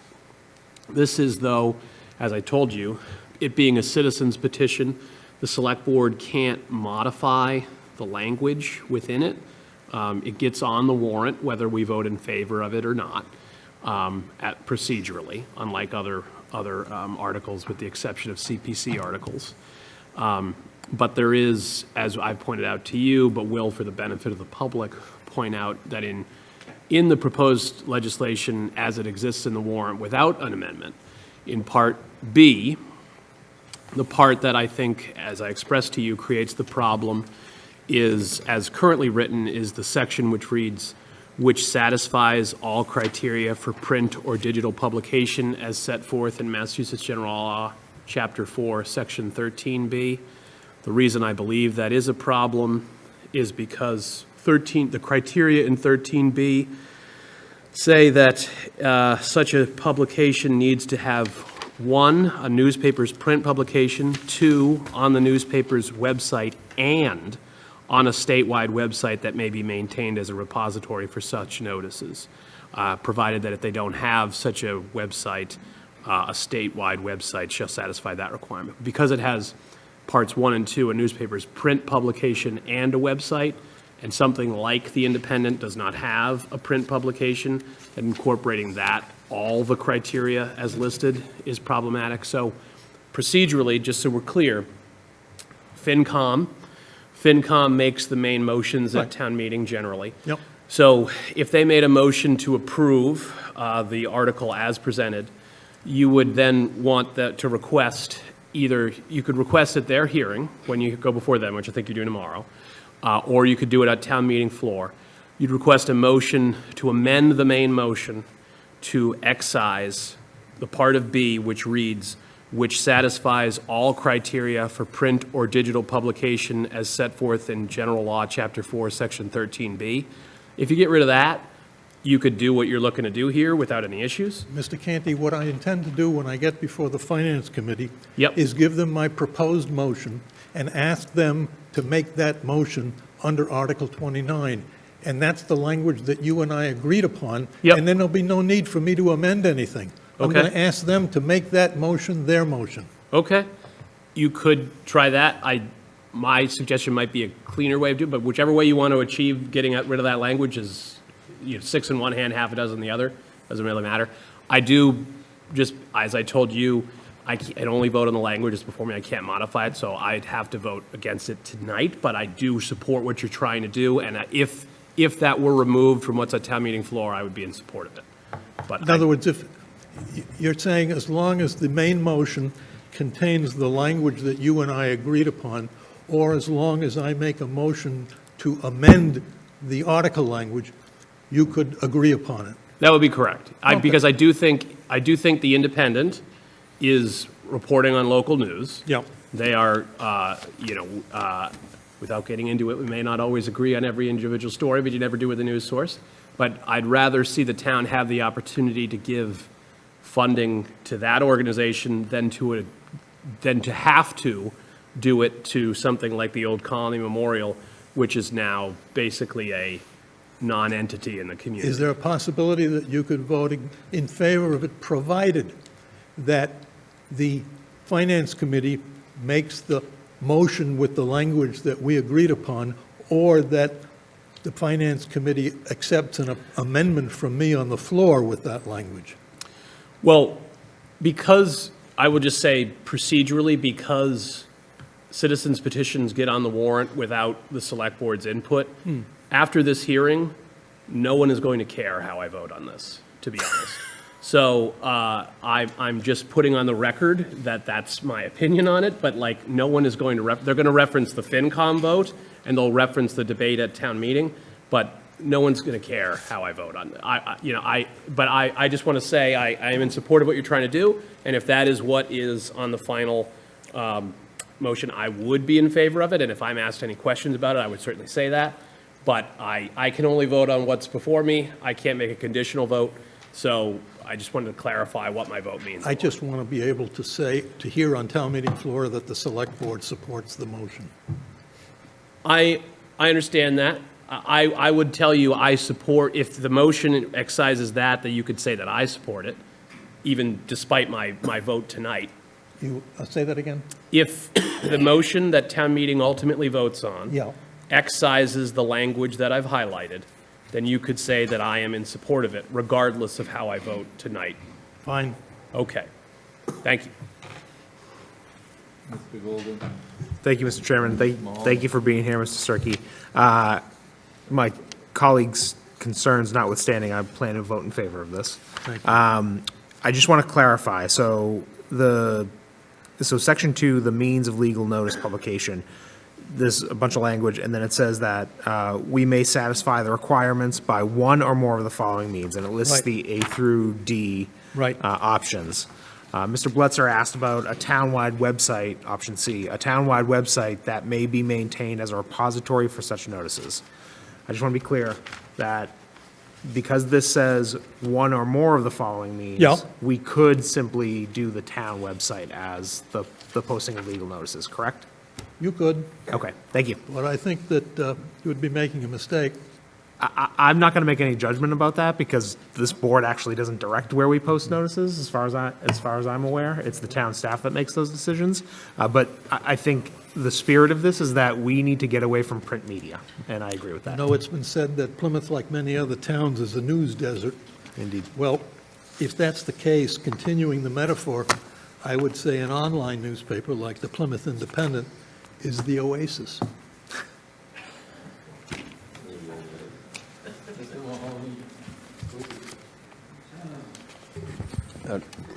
Richard, I applaud your initiative. This is just a natural progression of where we're going, and I support this. I'm sorry, say it again?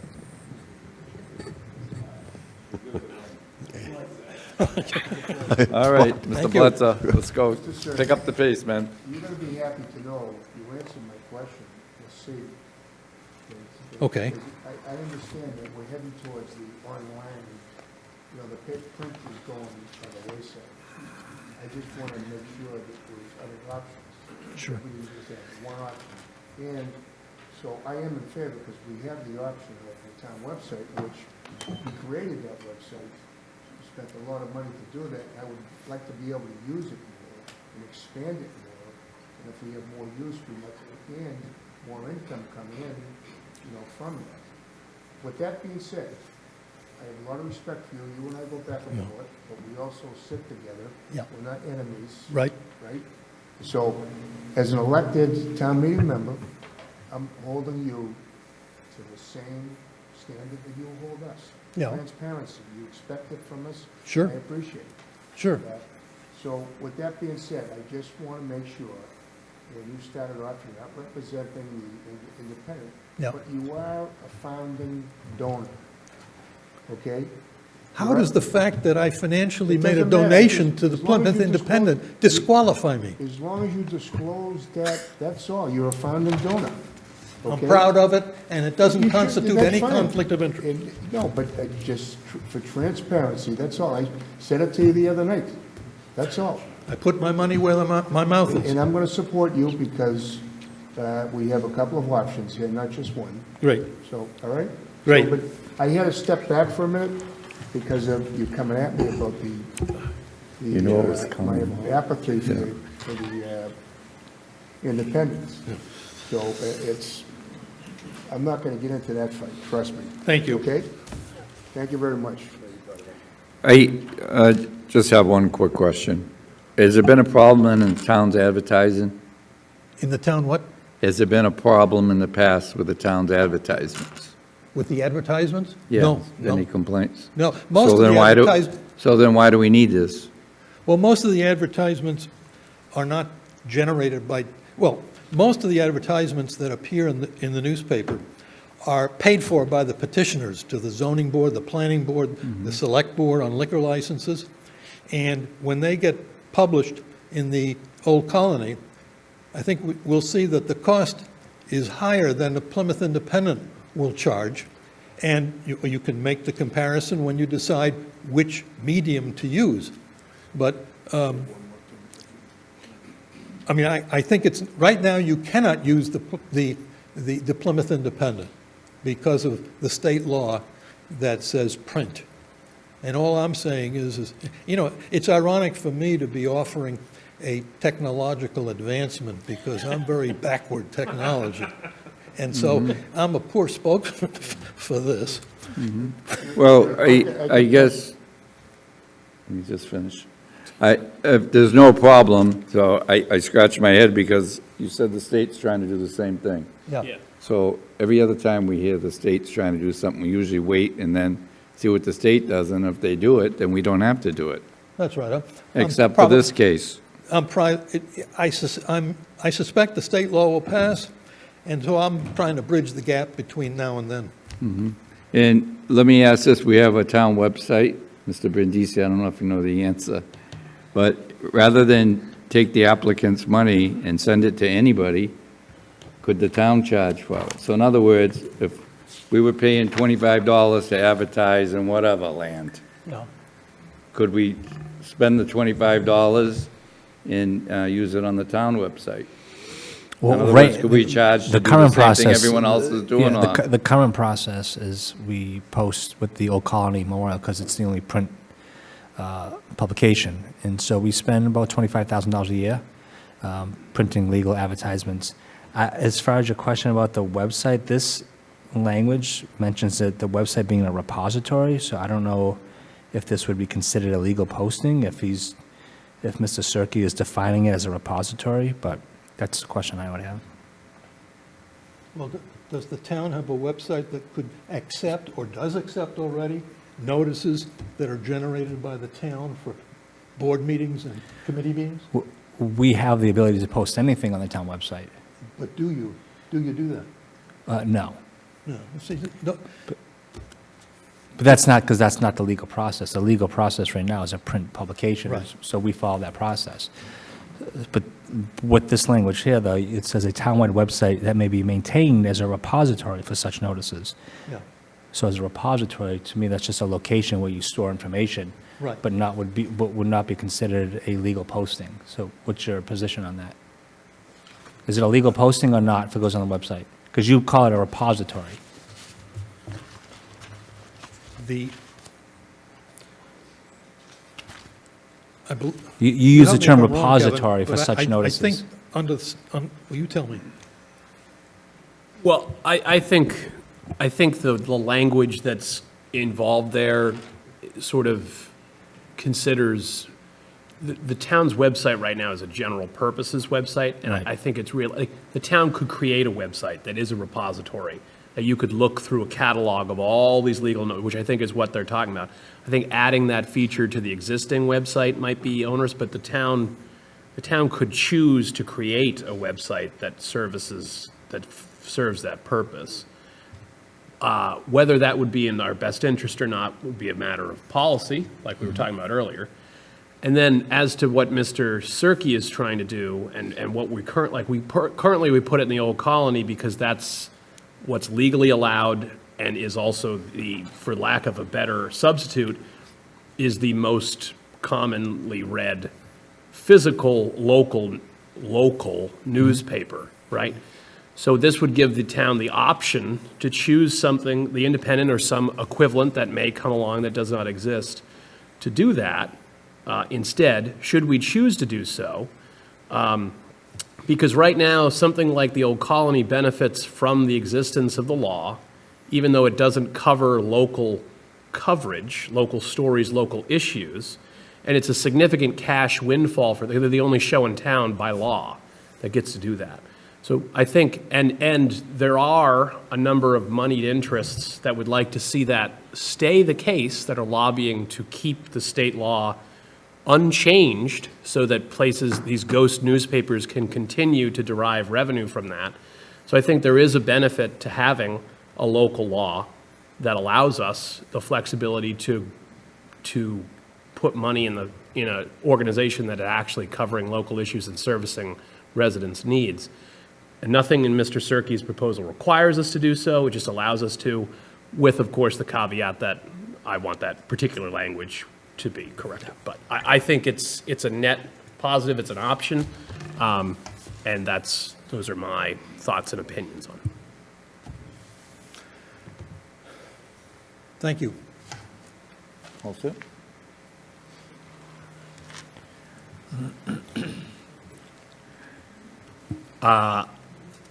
For purposes of discussion, I would make a motion to approve Article 29 And recommend to town meeting. and recommend that town meeting approve it as well. I'll second. Okay, how do we motion and second when we don't have the right language? Are you going to change the language from now till it gets to the FinCom?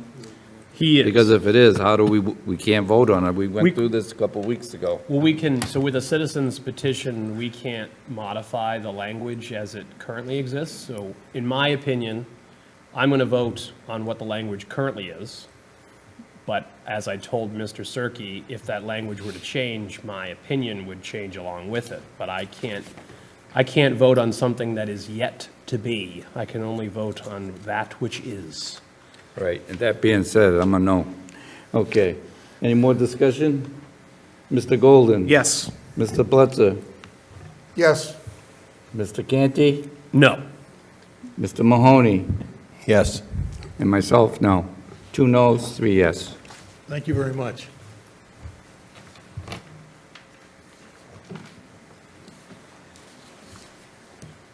Spring town meeting warrant? Mr. Brandisi? So now that we've completed all of the article reviews, you have before you in your packet a final version of the 2025 Spring Annual Town Meeting warrant. It has been reviewed by council, and it is ready for your signature, if so approved. Mr. Canty? I would make a motion that we vote to execute and sign the 2025 Spring Annual Town Meeting warrant. Second. Motion by Mr. Canty, second by Mr. Golden. Discussion? Mr. Golden? Yes. Mr. Blitzer?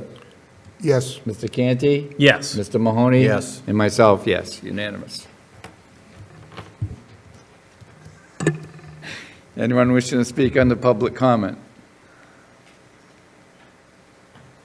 Please make sure the green light's on and you identify yourself for the record. Good evening. My name is Bill Arienti. I live at 23 Highland Ave in Manamet. I'm wearing this coat tonight for a reason. It resembles a coat in a picture that was painted by Norman Rockwell many years ago called The Freedom of Speech. There's no greater example of the freedom of speech than the vote. It's vital to our survival and the right and responsibility of every person in this country.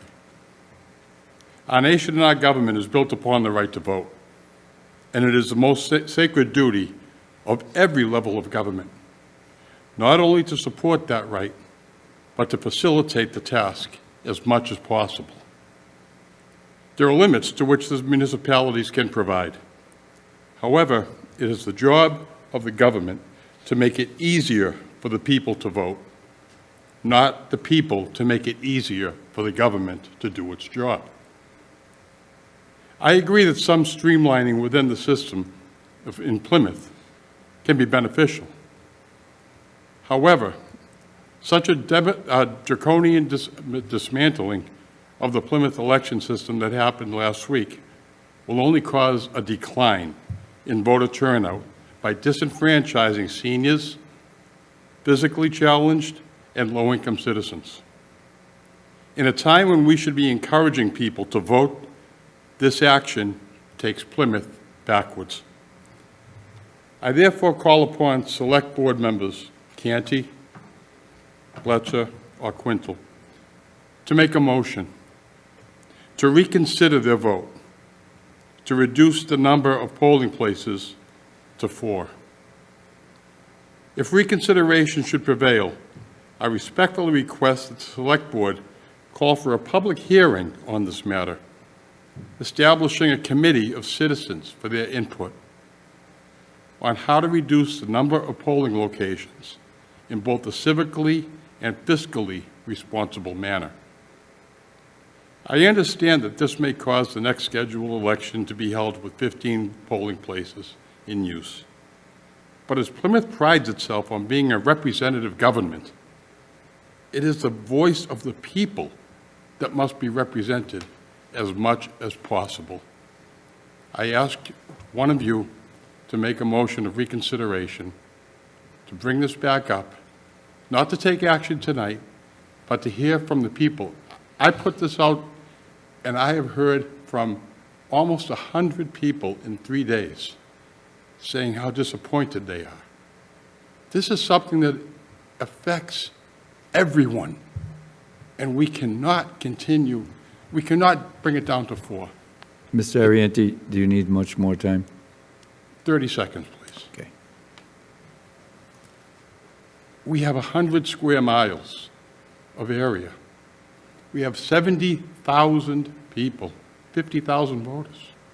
Granted, we don't all show up, but when you have a lot of seniors, which we do have, having to park, and they will have to park hundreds of yards away once this happens, and having them travel or be physically handicapped or challenged and having to walk 100 yards just to the polling place and maybe wet outside, it's unfair. I ask that you reconsider. It doesn't mean that it's over. You can still vote to do this, but at least have the input of the people.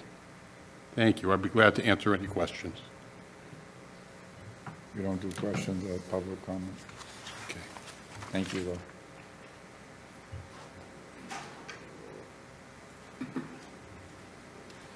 Good evening. Scott Vecchi from Precinct 1. As you know, I was an elected member of the last Charter Commission, and I sat right where you sit for 2 years, sometimes a couple nights a week, thinking of ways to improve our town. The overriding concern of most of that process was voter engagement. It was about how to make more people vote, how to increase the dismal turnout that we have in municipal elections, and how to increase the voters' response to our government. Personally, I'm outraged by last week's vote. The fact that we would close any polling places is abhorrent to our democracy. To do so with no public hearings, no independent study, speaks volumes.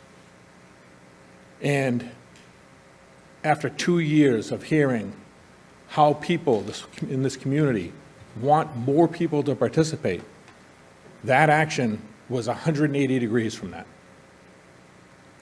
And 3 months before a municipal election isn't a good look.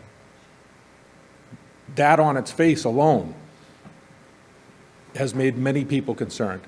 And every person I have spoken with is outraged by this. I strongly encourage the board to reverse that vote, to leave the 14 polling places. If the town clerk needs a trailer, if they need to spend $34,000, and the purpose of that is to get more people and to facilitate more access, so be it. But I ask of you, what is the cost of one disenfranchised voter? I don't think you can put a dollar value on it, and it's definitely not a savings to the town. So I strongly encourage you to reverse your decision of last week, to leave the 14 polling places, and to listen to the public. If we want to have public hearings, and we want to have an independent study, and we want to do something with transparency for all of the voters of the Plymouth to see, then so be it. But not with almost no notice, a 5-minute presentation, and then we disenfranchise half the voters of the town of Plymouth.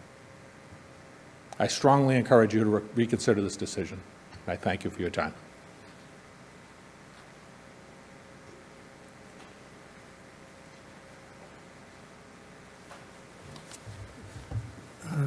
Joe Hutchinson, I'm a town meeting member from Precinct 17.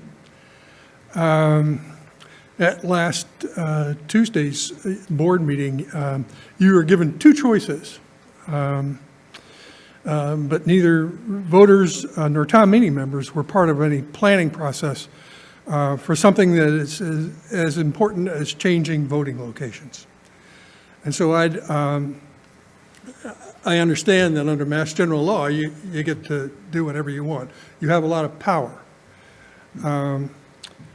I'd ask that you consider the obvious third choice, which is leaving the voting locations alone. They were set by a board who worked with the public, and there's no one complaining about them that I've heard. I haven't heard people saying, geez, there's too too many polling locations. And this is a problem all over South Plymouth, from Buttermilk Bay to Cedarville to Red Brook to Pine Hills. This is South Plymouth. Your decision could increase driving time for almost all South Plymouth voters by as much as 12 miles and 20 minutes in the case of Buttermilk Bay voters. And there are a lot of Buttermilk Bay voters. This decision that you made disproportionately impacts South Plymouth neighborhoods. For older residents, working parents, those with disabilities, the longer the distance to vote, the more likely it is that some people will just not vote. And as Scott said and Bill said, disenfranchising voters is shame on us. Shame on us. So as I said, I didn't know about the plan to change the decision of a previous board, but I can still hear Harry Helm going back and forth with that board. I was on the precincting committee, and Harry was worried about White Island ponds in particular. So the increased travel distances coupled with work schedules, childcare responsibilities could suppress voter turnout in South Plymouth. Now, I know that most of you live in North Plymouth. And unlike North Plymouth, where many residents can walk to voting locations, I mean, it's a mile for some of you, just a bit over a mile, I guess.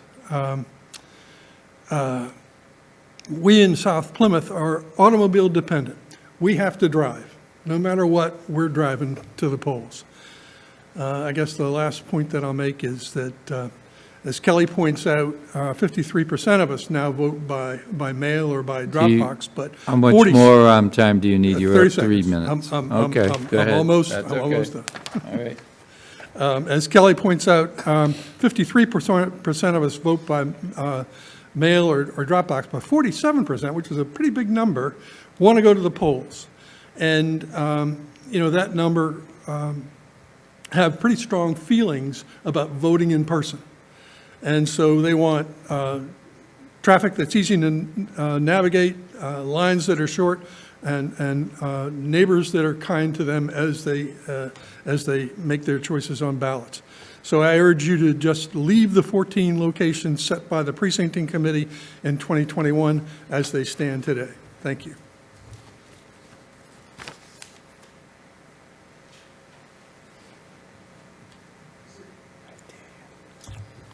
Bill Licata, Town Meeting Member, Precinct 17. My request is a little more limited than the last couple of speakers, but I'm speaking about Precinct 17 because it is the largest precinct in town, and all the the existing voting location of South Elementary is already several miles drive for people, especially from the southern part of the precinct. And now moving it another 5 to 6 miles north is, as others have said, I think is going to be real problematic and affect voter turnout. So I request that at the least you reconsider the vote and go back to option B, which was at least leaving that one precinct where it was. Thank you.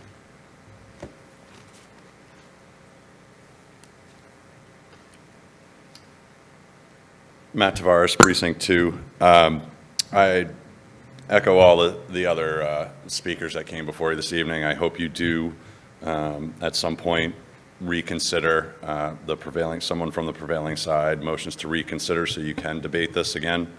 I understand the need, and I was in the room during the presentation, I understand the need to probably reduce the polling locations. But to go down by 72% and actually sitting in the room watching the presentation last week, just visually, when you looked at that map where those stars were, I was almost dumbfounded by the majority of the board not seeing the desert you created in the southwest of Plymouth. It was disheartening to a lot of people in the southern end of the town. I'm one of those people that looks at the numbers after every election. It's just something that I've done since I think I was 12. And I understand that there's a sentiment out there of where people vote and where they're coming from, and well, you know, some may vote here, some may not vote here. It doesn't matter. You have to leave that option. When they have a reason to come out and vote, they will. And I think that by creating a desert down there, you've also hopefully lit a fire under some of them to come out and vote if that stands.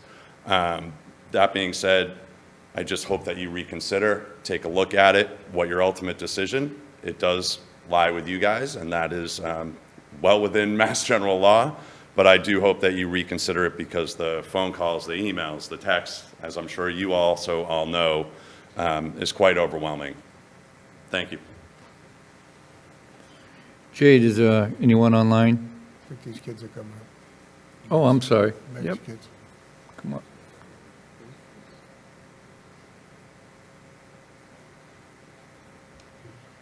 Kwe Kwasin, Natasuis Makaya Nutama, Sukwanamakapakwe, Wampanaak. I come here from the Herring Pond Wampanoag tribe here in Plymouth, Massachusetts, whose land that you're currently standing underneath. I'd like to bring up the point of the permit passing for the 33 acres on our ancestral homelands. That permit passing without any archaeological study being on our homelands. Our people have been here for thousands of years, and our ancestors lay beneath those lands that you guys are trying to sand mine. And our people have been disregarded and ignored for a very long time. We're in 2025, and this is still happening. Because if this was anybody else's grandmother or grandparents that are being undug right now, there'd be an issue. So I'd like to have you guys reconsider that, and to think about our people and whose land that you're currently standing on, and listen out for our people, because there was over 1,000 emails sent about not proving this permit, and they were all ignored. And I know my community especially had reached out about not passing this permit, and that was ignored as well. So I don't know how we're going to move forward for our people, but not listening for our people. So you need to understand in what land that you're standing on right now. Katapatanamu. Thank you. Hello, my name is Casey. I come from the Mattakeesit, Massachusetts Nation, as well as the Nansemond-Saponi Nation. And I'm going to reiterate basically what Micaiah just said. This land has so much history to it, not just Native history, not just some of our ancestors' history, but probably some of yours as well. Regarding the amount of land, especially in South Plymouth, that has been developed or has been talked about possibly being developed without any consent or even thought to the people that still have ancestral, not only ties, but remains that are underneath that land or in that land, it's diabolical to a lot of us. Not only Native people, but a lot of, other people from different descents. And not only every indigenous person from what we call Turtle Island, you know it as North America, we've been dealing with erasure since the beginning of this country, and even before that, technically. And regarding the archaeological significance of even talking about it within these rooms, that the importance of that is immense, because again, her tribe in particular has been dealing with erasure, and technically, if you just don't even talk about it in these rooms, you're just aiding the erasure of their people. They will still be here, but they fly under the nose of everybody that even comes to visit, be a tourist, And yeah, they can go to the plantation, but that's not really a good, accurate depiction of the people that are still here. That's an old, very old look at the people that are still here. So again, I urge you to at least consider and possibly even invite people from her tribe and other neighboring sister tribes to have discussions about these matters. Include them in them. Thank you. Thank you. Mr. Chairman, just ask this gentleman a quick question. Just for clarity, you said Matakeesit tribe? Yes. And where is that located? The Matakeesit, Massachusetts tribe is historically from the coastal region south of Boston. We were spread out, killed off in many different ways. And I'm originally from Halifax, Massachusetts. And my father lived in the town of Plymouth during his teenage years. And I have a lot of ancestry, both European and African American, as well as indigenous ancestry that resided in Plymouth for most of their lives, if not a lot of their lives. The Matakeesit tribe itself was nearly extinct, and you know, we were very spread out because a lot of our people were forced to leave, you know, hundreds of years ago. Me and my family, my direct family, and other cousins I have that I've never even met, you know, we're spread out everywhere, especially in the Northeast. A lot of us mixed into other tribes like the Wampanoag people, Nipmuc folks, everywhere. So, you know, for me in particular, I'm just, you know, I'm here because I'm very close to these people that are from this direct area. So. Yep. Anyone wishing to speak online? What do we got? Thank you very much. My name is Catherine Harrelson, and I am with Community Land and Water Coalition. Can you speak a little closer to the microphone, please? Oh, thank you. Yep. Can you hear me a little bit better now? Yeah, better. Yes, thank you. Okay. I'll try to turn the volume up. I'd like to speak tonight about what happened with the Plymouth Foundation and also the building permit that was approved for 71 Hedges Pond Road. I believe it's an inherent conflict of interest to have Plymouth Town officials sit on the board of directors of an organization which seems primarily designed to promote the interests of business and business development. I believe that it is the primary interest of appointed and elected town officials to represent the interests of the people and the community, whereas it seems as though the mission of the Plymouth Foundation is to primarily represent the needs and interests of the business community. Oftentimes, the needs and interests of the business community are at direct odds with the people and, you know, the actual community of Plymouth itself. It seems as though very recently, within the last 2 days, the Plymouth Foundation voted to approve the sale of the land at 71 Hedges Pond Road to a developer, AJ Pontiff, which is a real estate company. If this is the case, then it seems as though members of the select board voted in direct opposition to the expressed will of the public on this issue. At the planning board meeting on December 4th, all of the public that got to speak were against this project.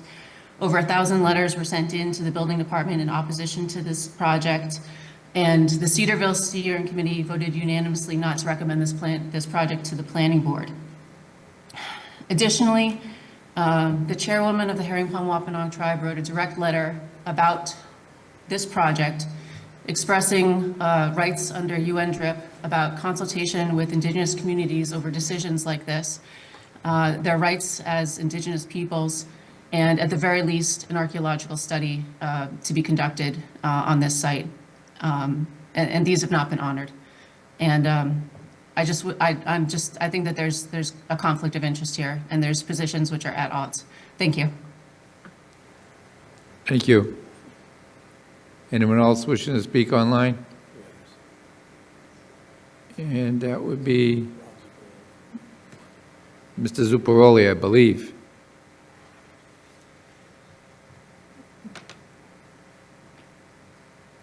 Yes, thank you. Can you speak up just a little bit, Bob, please? Sure. Can you hear me now? Yes. Good. I may go over my 3 minutes. I'd ask the board's indulgence on this. And Mr. Quinto, please stop me when I hit the 3-minute mark.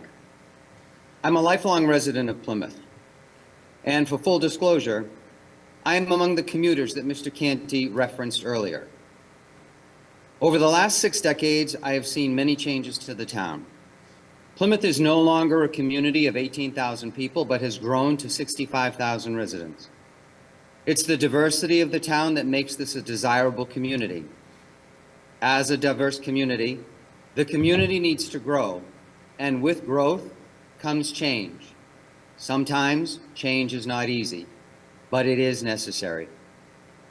The allergic reaction to growth and change compels me to speak on 4 things tonight, and they are in no particular order. Once upon a time, Plymouth had a local newspaper, the Old Colony Memorial. The OCM reported on everything that happened in town for years. The Plymouth Independent is the new local newspaper. It is no Old Colony Memorial, and it is certainly no New York Times or Boston Globe. The Plymouth Independent is overly critical of town administration and town officials. Its reporting is slanted, biased, and partial. By way of history, the Plymouth Independent came about because a group of residents were dissatisfied with government and is an attempt to legitimize bashing town officials, all under the guise of transparency. There are 2 sides to every story, and the Independent needs to start reporting both. The team of the Plymouth Independent is made up of story reporters, investigative reporters. However, of late, these reporters refuse to do the very work that they are hired to do. That they have received awards like the Pulitzer for reporting. Simply put, investigate and report both sides of a story. Secondly, there have been a number of complaints over the last week that the town administration is participating in voter suppression. This is laughable.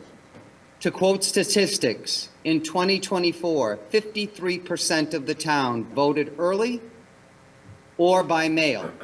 In the presidential election, that percentage was 55%. There are 3 ways that people can vote: at the polls, early, in person, or by mail. This is not voter suppression.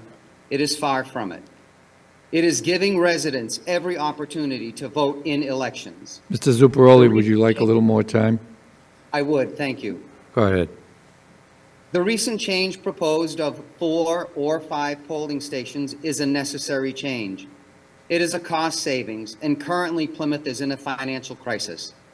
The $9,000 that will be saved could be a summer program, could offer repairs to streets and parks, anything that would help benefit the town. The $35,000 needed for this is a one-time expense. There is no voter suppression. This is simply a necessary change, and the data supports it. Next, I would like to ask Meg Sheehan to stop her attacks on town officials and the work they are trying to do. Every week, it seems, we are subject to a growing list of grievances from her. Enough is enough. It is very easy to point a finger and accuse people of double standards. Her comments are rife with misinformation and disinformation regarding financial benefits to the board or board members or town officials or harm to the environment. I will add that the only arguments worth listening to tonight are the arguments made by our Indigenous residents. Meg Sheehan, I would ask that you produce the scientific evidence that justify these claims, and then, maybe, people will listen. No one in town government is receiving financial gain for their efforts. This has been stated repeatedly. The question has been asked and answered. It's time to let it go. It's easy to deflect. I would ask that Ms. Sheehan, respond to claims that she possibly, is a beneficiary of 8 Mates LLC and is benefiting from the financial sale of family land in North Plymouth on Hedge Road, land that is among the last pieces of coastal wetlands in town. She is, however, eerily silent on this. Finally, I was listening to the Select Board meeting a couple of weeks ago when a representative from the town's No Place for Hate Committee came forward to speak about an email that was sent to select few town meeting members. That email contained 2 words, a Nazi slur, a salute that has no place in this society. The author of that email refuses to take responsibility for it, and I would ask that something is done. We have all seen and heard the criticism of Elon Musk when he proffered a Nazi salute. Why is there silence on this? If that comment were made in a church, in a community gathering, or in Germany, I guarantee you the reaction would be swift and severe. And yet, we hear crickets. I spoke with the author of that email. I was told that I was dense, stupid, and had no sense of humor, and that I misunderstood the intent of the comment. I can assure you, I am not dense or stupid, and those who know me know that I have a sense of humor. There is nothing funny about this comment. Also, I spoke with a town meeting member about the email they asked and was told it was no big deal. This is a simple response. This same response people made in 1937 Germany, and we all know how that ended. This is a big deal and cannot go unaddressed. If any board member or town administrator had said anything like that, the calls for their resignation would be immediate. Even the Plymouth Independent, who was so critical of town government, was reluctant to print my letter initially. I suppose once the email was produced, they saw no choice. Plymouth is a great community, and I'm sure the comments that I have just made will endear me to no one. However, there are 2 sides to every story, and it is about time we looked at things in a fair and impartial way, make the adjustments needed to be made, and no longer shy away from the necessary changes that are needed in town. While some may be reluctant to do so, it's time someone stood up for and defended those trying to move this community forward and not hold them back. A time for civility needs to come back. Thank you for your time. Thank you. Jade, is there anyone else wishing to speak?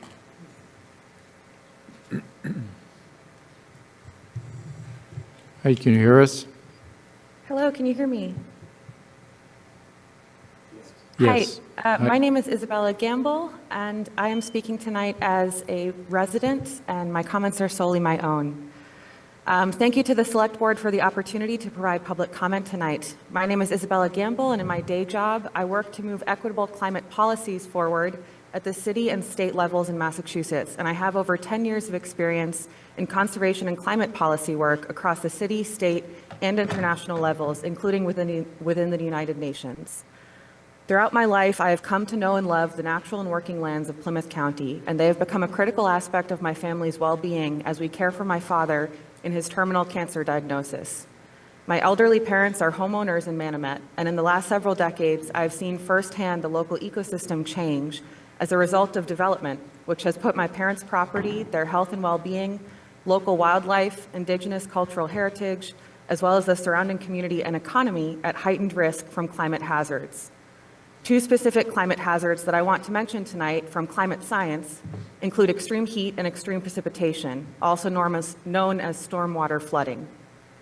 Massachusetts has a state hazard mitigation and climate adaptation plan known as the Resilient Mass Plan, which provides an overview of the most urgent and critical climate threats facing our communities, critical infrastructure, and regional economy in Massachusetts. 2 of the most urgent and increasing climate hazards facing Plymouth include extreme heat and extreme precipitation.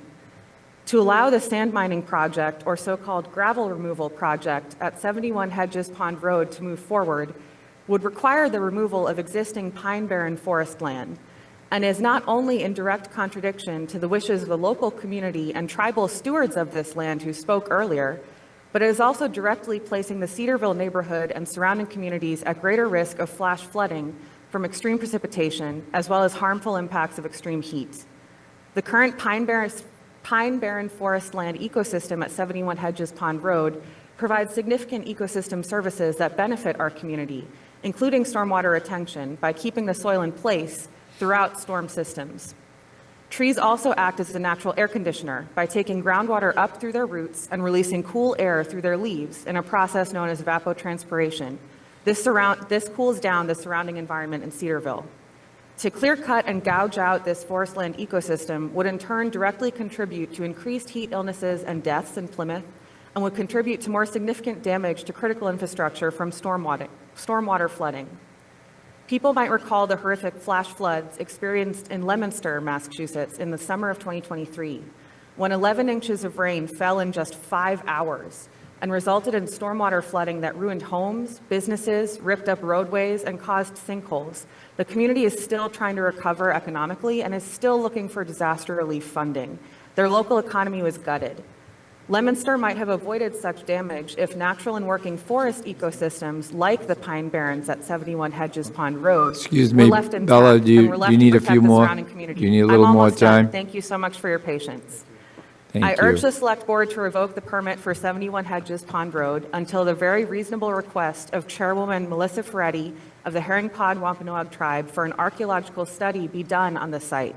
In addition to this reasonable request, from a scientific perspective, I would recommend that this project does not move forward until an ecological study of the site and an environmental impact report are completed for this project, with particular concern regarding stormwater flooding and extreme heat.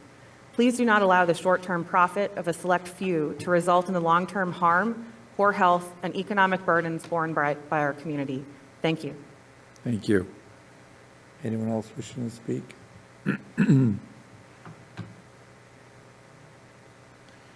Ms. Chase? Good evening. My name is Julia Chase. I'm a Kingston resident with a degree in environmental studies and years of experience supporting environmental and Indigenous advocacy nonprofits. I'm also speaking in opposition to the permit issued at 71 Hedges Pond Road. This permit is unjust both ecologically and public health-wise, with silica dust being a known carcinogen. But like was generously mentioned already by the original stewards of these lands, the town of Plymouth is actively violating the sovereignty of the Herring Pond tribe by issuing this permit. The issuing of this permit without consulting with the tribe is a violation of the United Nations Declaration on the Rights of Indigenous Peoples, which requires that governments cooperate with Indigenous peoples, quote, in order to obtain their free and informed consent prior to the approval of any project that is affecting their lands or territories and other resources. So not only is this permit disregarding the wishes and public health of the broader community, where 1,000 letters were sent in opposition to this project, but also in issuing this permit, the town is actively continuing its legacy of colonial violence against the Wampanoag Nation. And so at a minimum, the town should remediate this course, adhere to the very reasonable request of Melissa Ferretti, as well as the two Indigenous people who generously took the time to stand before you tonight. You should listen to them and revoke this permit immediately. Thank you. How many more we got? Because I want to limit it. One more, that's it.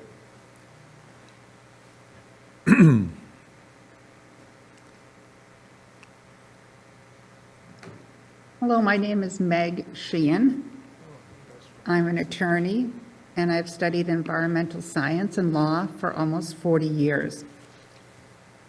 I'm here to talk about the sand mining project at 71 Hedges Pond Road and to support the positions of the Indigenous people in this community for an archaeological study before the project goes ahead. The planning board did not do its job. In fact, it violated the law when it issued the permit by not requiring a special permit from the Zoning Board of Appeals, and that decision is still open to challenge legally. I'd like to let the Select Board know and the Plymouth Foundation know that we're not fooled by your big cardboard check for $2 million that was so carefully presented in your staged show tonight. The Plymouth Foundation does not need the money that you just voted to give them under the MOU tonight. You did not disclose the details, but apparently it will continue to require the taxpayers of Plymouth to pay $125,000 to the Plymouth Foundation and to have this contract. Why? The Plymouth Foundation has $2.3 million in its checkbook, in its coffers, and that's before the proceeds of the sale of this land tonight. The Plymouth Foundation doesn't need $125,000 in order to conduct its business of promoting economic development in Plymouth. If the Plymouth Foundation is eligible for a contract, a special contract, and a payment from the town to run its business, why isn't every other nonprofit in town eligible for the similar treatment? The veterans, the homeless shelter, the arts center, conservation groups, shouldn't they be paid by the town in order to carry out their activities? I'd like to point out that the sale of this land at 71 Hedges Pond Road, the 33 acres, according to the Registry of Deeds, passed through on February 7th for $3.4 million. That leaves approximately $1.4 million in the foundation's checkbook, assuming that the $2 million is actually even paid to the town of Plymouth. Checking the deed, it is stamped as canceled according to the Registry of Deeds. And there's a right of first refusal from the foundation back to Mr. Pontiff for the adjacent parcel number 24. There's a mortgage and other financial transactions relating to this, so we really wonder whether this big cardboard check Ms. Sheehan, how much time you need? represents anything. Ms. Sheehan, hello? Almost done. How much almost time you done. need? One more minute to wrap up. One more, you got it. Well, I just do want to say, Mr. Quinto, as to your comment last week in which you insisted that I refused to meet with you, I did text you and Mr. Ms. Mahoney Sheehan, do you have something really important to say? Yes, that we're not fooled by the charade of this. And we're not fooled by you. This is over. Goodbye. Okay, town manager's report. Okay, so just a few updates this evening. Just want to let the board know that if you go over to the town boat ramp, the boardwalk in that area has been demolished, as we had stated a couple weeks back. Right now, we're just waiting for the materials to arrive. Once the materials arrive, we expect quick construction and certainly will be ready in time for the tourist season. I just want to let folks know that if you turn on Channel 5 in the next week or so, you will see our very own Commissioner Michelle Brady. Channel 5 is coming back to town this week again to do another follow-up story on their great work on the distribution of the opioid settlement funds. The ARISE program is, in my mind, a leader in the state with the work that they're doing, and this will be the second story that Channel 5 has covered on their great work. Down in Cedarville, the dog park continues to move forward, so we are currently at 30% completion for construction. We are expecting that the full completion of the dog park will take place sometime in April. We'll be working with the Department of Public Works Parks Division on rules and regulations over the next couple of months for the use of the dog park. As it relates to this past storm, this past weekend, this is something folks should be aware of. Unfortunately, we had to issue 58 citations. So as you all know, we impose a parking ban from 1 a.m. to 1 p.m. on Sunday. And unfortunately, that message did not go as far and wide as we had hoped. Because of that, we issued 58 citations and had to tow 54 cars. So we will plan on a PSA. We'll work with our communications coordinator, Casey Kennedy, to get more information out so folks can sign up to our Code Red, because that's one way we push these messages, and it'll push right to your phone. So we want our residents to be aware of what's happening not only in the community, but certainly during winter storm events when we have a parking ban in place to try to avoid those cars being towed in the future. Over at the police department, we have started our body cam training. Next week, we will roll into field training for the use of the body cams, and the week of the 24th, we will go live with the body cams. We're working with the local scene to do a video coverage on the use of the body cams and what it means to our residents, so more to come on that. I received a notice last week from the state. The migrant shelter that has been in place since the fall of 2022 over at the Best Western on Court Street will be closed effective April 1st. The state is working very closely with the nonprofit organizations to rehouse those individuals. Right now, currently, there are about 17 families at that shelter. And again, that shelter will be closed by April 1st, and all those individuals will be rehoused. This coming Thursday at PCIS will be another listening session at 6 p.m., again at PCIS. This is for the master planning process for the 1,500 acres at Holtec. So as I reported in the past, we will continue to work with the community and engage them to try to get their feedback on what the future holds for those 1,500 acres. And then last, I just want to end that Mr. Harry Fox is retired. He's retiring this week. He has been a 30-year veteran of the Plymouth Fire Department, so I just wanted to wish Mr. Fox well and thank him for his dedication of 30 years of service to the fire department. So pending any questions, that's all I have this evening. Any questions for Derek? Mr. Canty? Mr. Brodizzi, in regards to, we keep getting these recurring public comments about canceling, pausing, revising, revoking this building permit.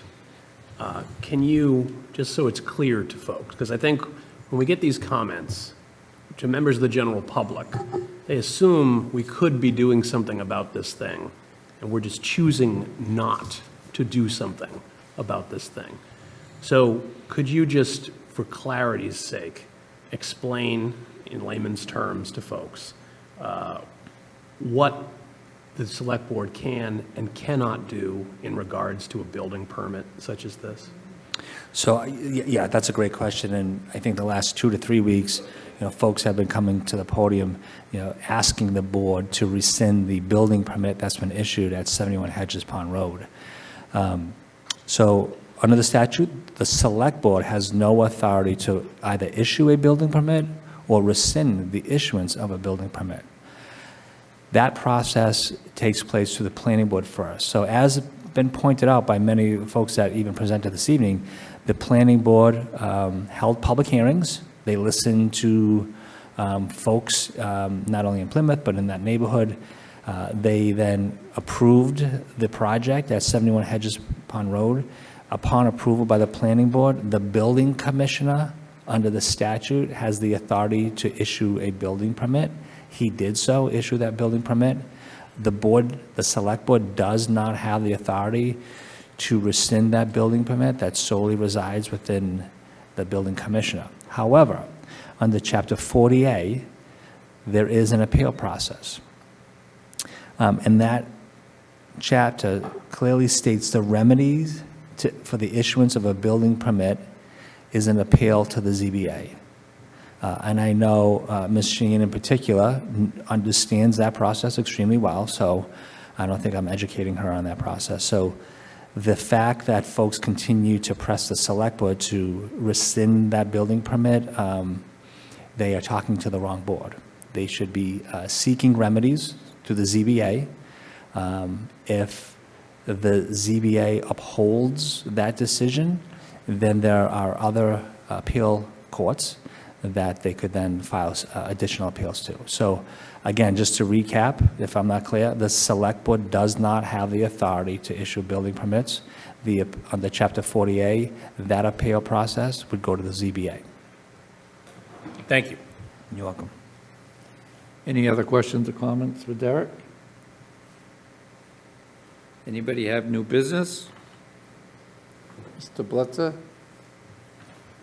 Yeah, I just want to comment, the senior task force, I was there last week with the Health and Human Service director. Actually, it was Monday, yesterday, and I just want to comment on the progress the senior task force is making. You know, the Health and Human Services worked hard to get us accredited as a dementia-friendly accredited town. And I just, we had a great meeting yesterday about some of the programs we're going to roll out.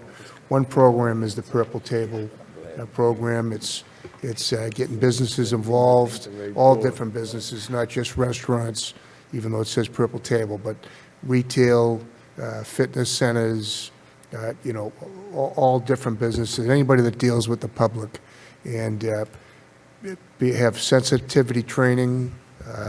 There's a logo that you'll be able to have on your door so folks will know about it. It's going to be advertised so that the tourists will know that it's available.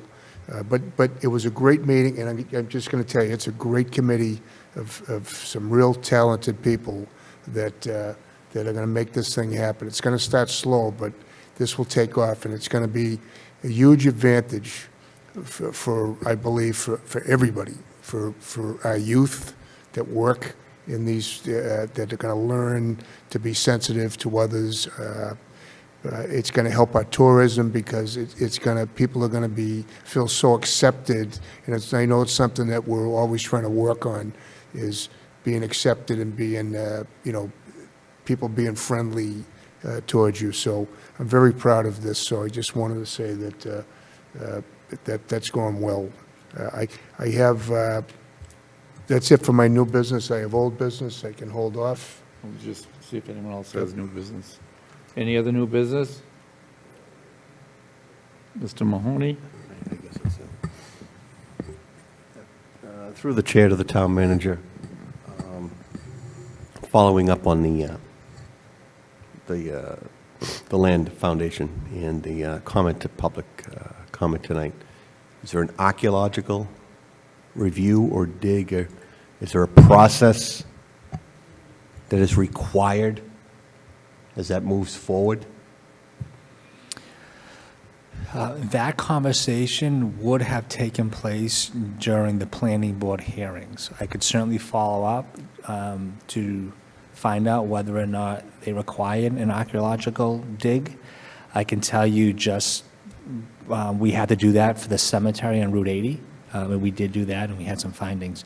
But I can certainly follow up the planning board, Lee Harmon, the planning director, to learn more if there was an archaeological conversation. Yeah, okay. I think that's something, that's an important variable that we should get clarification on. And the second thing I have, Mr. Chairman, is that I believe at last week's meeting, I think we recounted our site visit to the New England ISO, and then that conversation expanded into the bills, the electricity bills that, you know, our constituents are getting, and I think it's imperative. I think we all saw the email from one person in the community that we do make sure that, you know, we find out somebody from Eversource or one of the other companies accurate information with respect to why that is. I don't know if it's Mr. Farah can help us explain that from within inside this building, but, you know, maybe at the next meeting, if there's anything on that, we need to make sure that it's accurate. Well, sorry. I'm working on that. Okay. And I want it for more than this building. I want people from Eversource. Sure. Our state delegation is going to come in, all of them. Just to be clear, Mr. Lenatra, Ms. Badger, and then Mr. Fernandez, yes. I spoke with him the other day, so. But we're gathering all the information, and Derek, I know you were putting it together, so I don't really want to say next week. And we also have an energy committee. And I did speak with Mr. Cahill, because I saw him in the corridor, and I know he spoke with you. I think he was going up to see you anyway. So it's in the works, John. And now that you touched on it, I've taken my seat on the county to the commissioners at 5:30 Thursday night, and we're going to see if we can't get a regional group of towns and cities to band together and purchase electricity. So I think they said they have 15 when I talked to Mr. Bassler, Frank Bassler today. I think he had 15 communities that were actually interested. So, and another 16 that already are under contract. So they're working on it eagerly. They have to go through the local select boards. And then, but I'll have more to report on. I was going to say for old business, but since you brought it up. So it's nice to see that the county is going out and doing something for the county. Oh, yeah, I know, but you got to know baby steps, John. All right? It's only taken 400 years. John, be nice now. All right. It's for the good of the community. All right, I hope. So we were on new business. And did you have anything else, John? All right. Mr. Blitzer, new business? No, I have old business. All right. Mr. Golden, you all set? All right, let's go to old business. So I have some old business, and I want to start off with, it's not easy sitting up here. I'll just say that. You have to have thick skin. You have to be able to be criticized, especially under public comment, because we can't respond to public comments. But we listen, we listen, and sometimes, as a good leader, one thing I've been managing and leading people for a long time, and I'm not going to get into my background or anything, but I can tell you, sometimes you have to make tough decisions. But you have to, if you believe in something, you have to make the decision. And if you make the wrong decision, you have to admit to it. And I'll just speak about a vote last week for the consolidating the polling places. I agree that we need to consolidate. 15 poll is too many. It's too many. It's too spread out. And I've been working polls in Plymouth for 35 years, and I'm going to tell you, it's too many. We don't need that many. How are we trying to increase? We were criticized tonight, and by the way, it is 3 months to election, and I am running, and that was brought up by another candidate, and I am. But I'm still, I'm able to make these tough decisions, and I'm not worried about my election. If I lose the election, so be it. I'm not going to lose because I gave up my principles. So with that being said, early voting and mail-in voting is the way we're going to increase voting.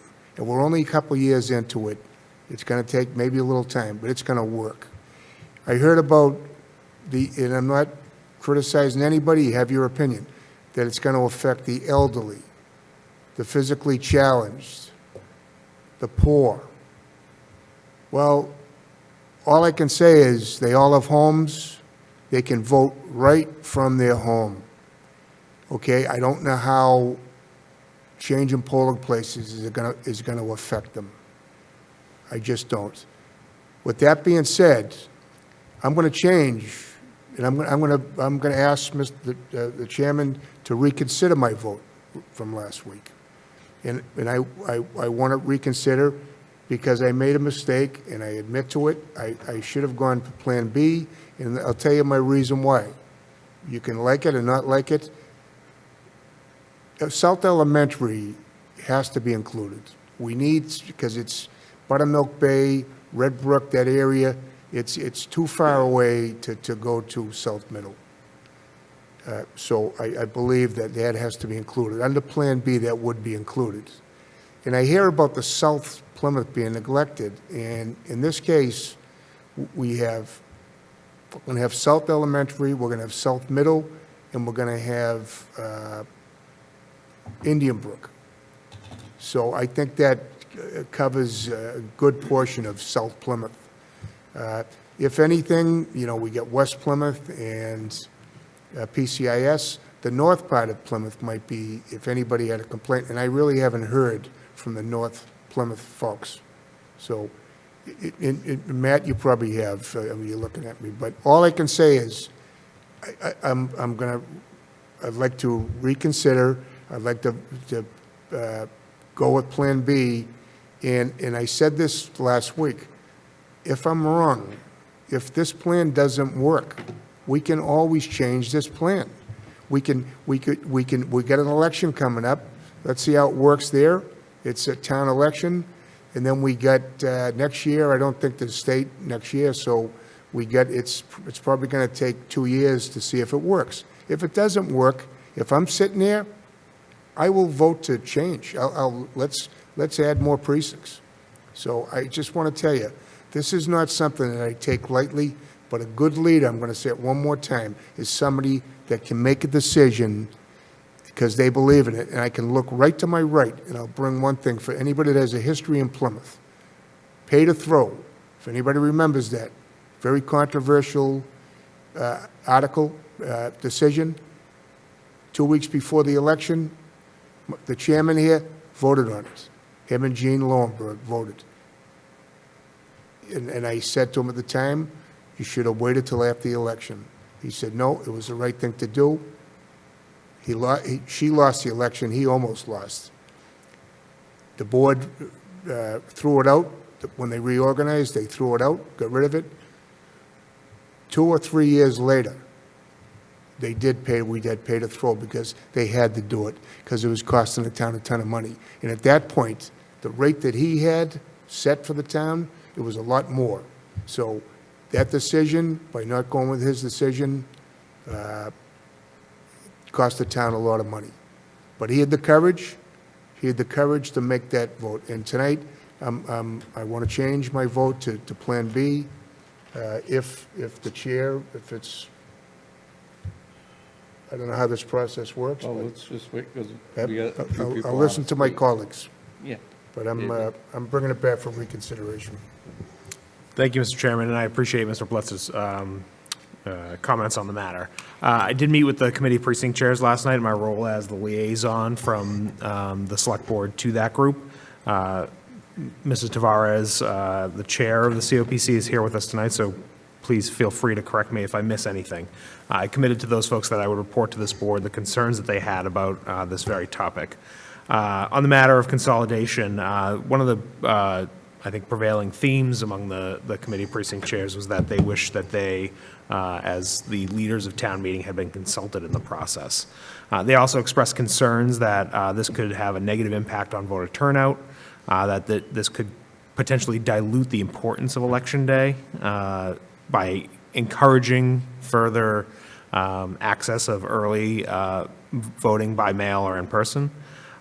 They expressed that it could cause confusion as to where people might vote, that this would have a negative impact on the elderly and disabled, and that our decision-making ought to have had public input. They also were concerned, as I had been when we took our initial vote, that the folks of South Plymouth would be particularly disenfranchised. And there was a special concern about the ability of PCIS to be able to handle 6 voting precincts at that location. I did meet with the, Mrs. Tavares, did that summarize? That was about all the bullet points. Very good, thank you.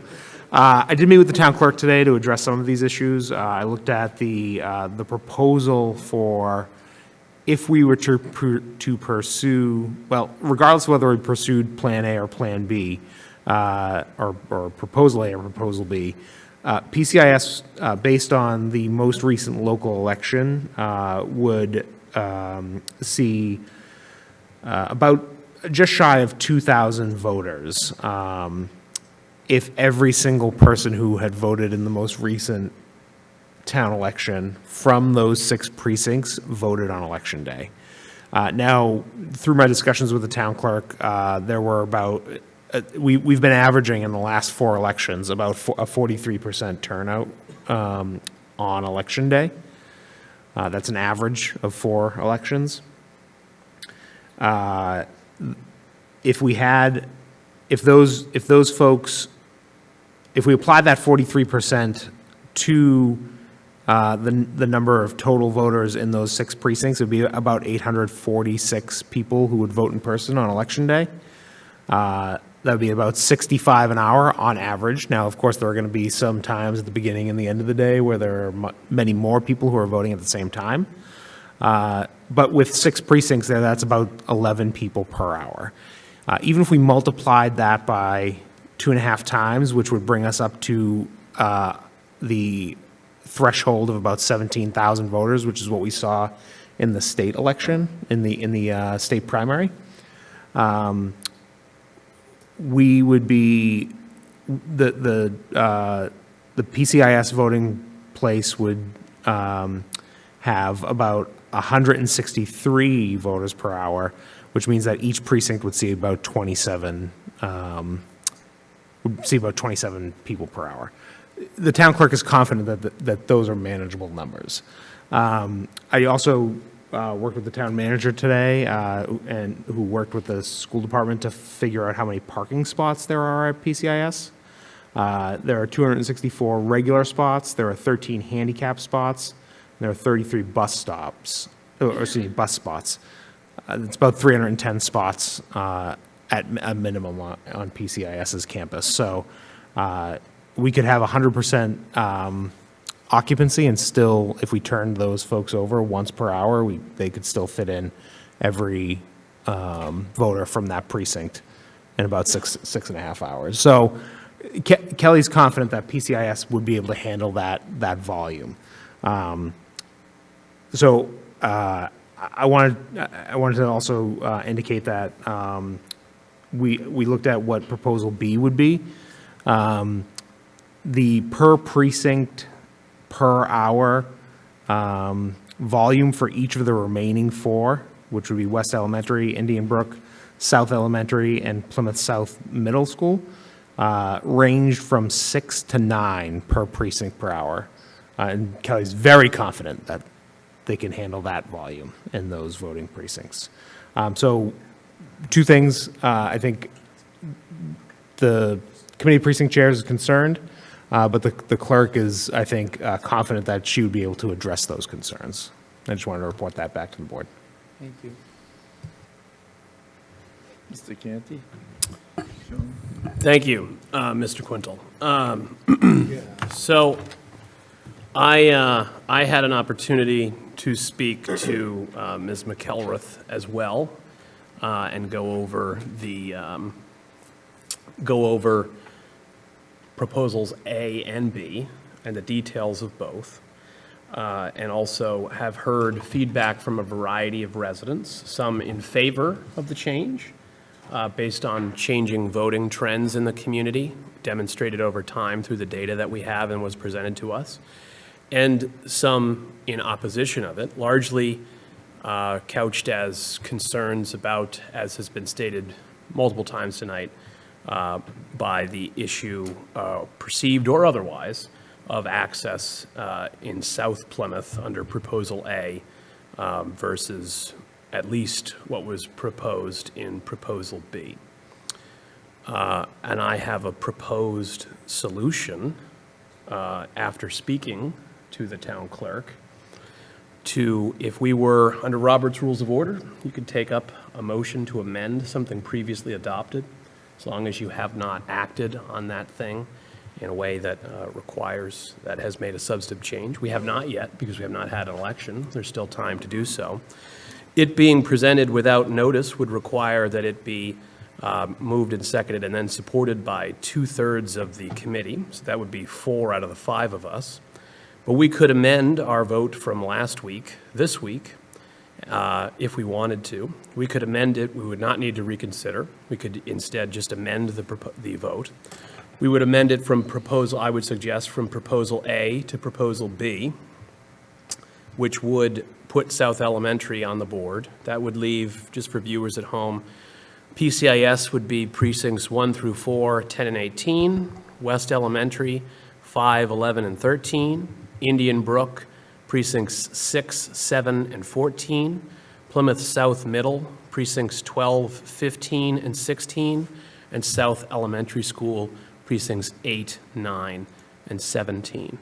In addition to that, amending it from proposal A to B, I would suggest, based on my conversations with the town clerk, that we also, under Massachusetts general law, she has to send out a postcard or other mailing to anyone whose polling location changes, and she can include on that postcard information as to how they can request a mail-in ballot, so that anyone who doesn't want to drive to their new polling location for whatever reason, or cannot drive to their new polling location for whatever reason, would have the ease of access to a mail-in ballot.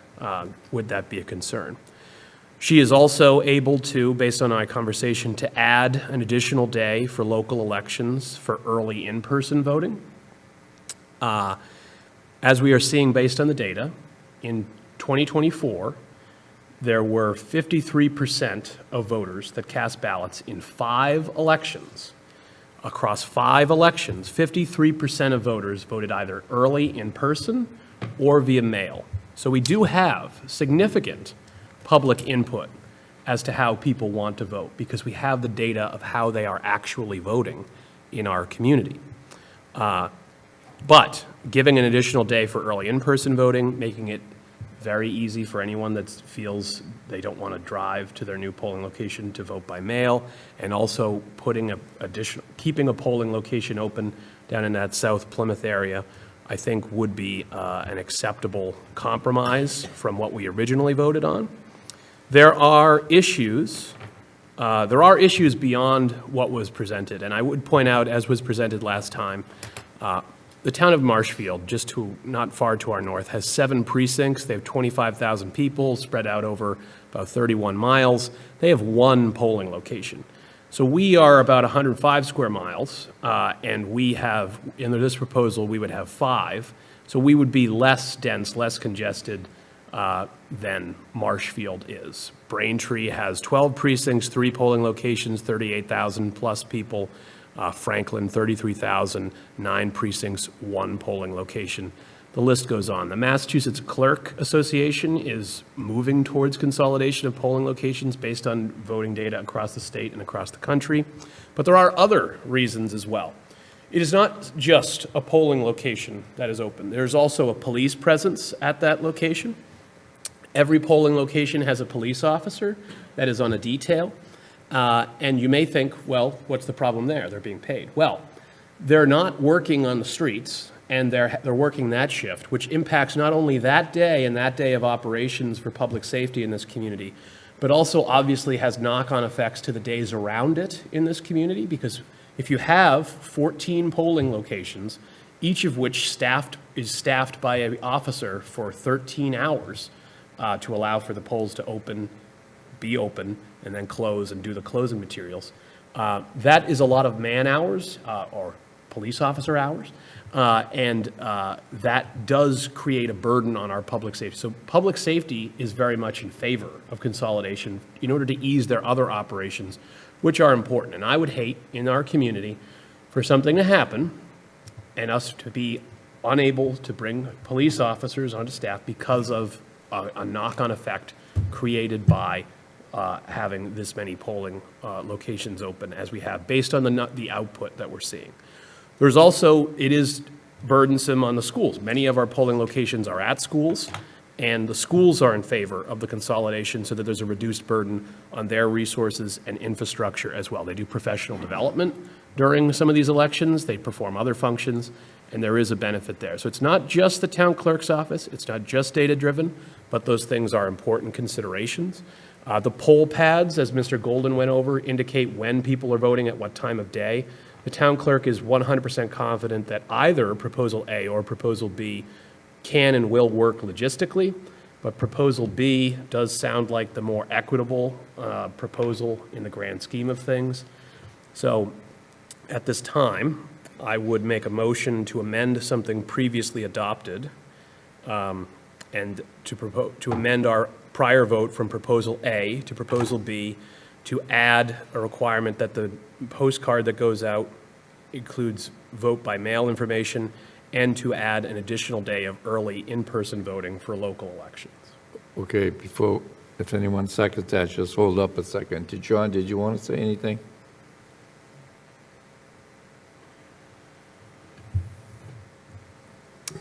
Sure, I'll have some comment, I think, when we get to discussion on any particular motion, but just for clarity, you're confident that we don't have to put this on a future agenda and revisit it? You do not for a motion to amend something previously adopted that has not been acted upon. And it's also being provided to the chair less than 48 hours in advance. Second. Motion by Mr. Canty, second by Mr. Mahoney. Discussion. Mr. Golden. I just have a question. Is it permissible for the second to come from someone who's not on the prevailing side? Actually, the motion doesn't even need, for a motion to amend something previously adopted, not even the motion needs to come from someone on the prevailing side. Wonderful. Thank you. You're welcome. Any other discussion? Mr. Mahoney. Yeah, just going back to last week, obviously,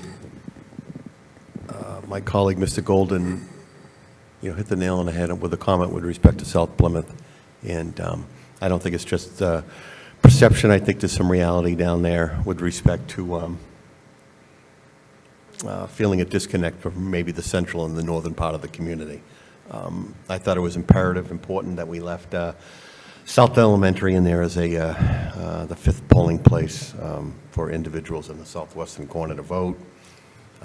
We looked at some data today very briefly. The Marshfield reference that Mr. Canty talked about, I reached out to a county official that lives in Marshfield. You have a community of 30 to 33 square miles with one polling place. Pembroke just christened a new community center, I think, within the last year. Prior to that, they had 5 polling locations, 5 places to vote for a community of 18,000 people, 22 square miles. They've closed all 5 of them. With the new infrastructure in the center of town, everybody votes at the new community center. We talk about facilitating and trying to promote voter turnout. I think mail-in voting and early voting do that. I believe the number was, Mr. Brindisi, the town hall is open on Friday from what, 7:30 to noon? Yes. Yeah, so that last Friday of early voting before last fall's elections, 600 people. 600 people went down to the 1820 in the foyer down there and voted early voting in 4.5 hours.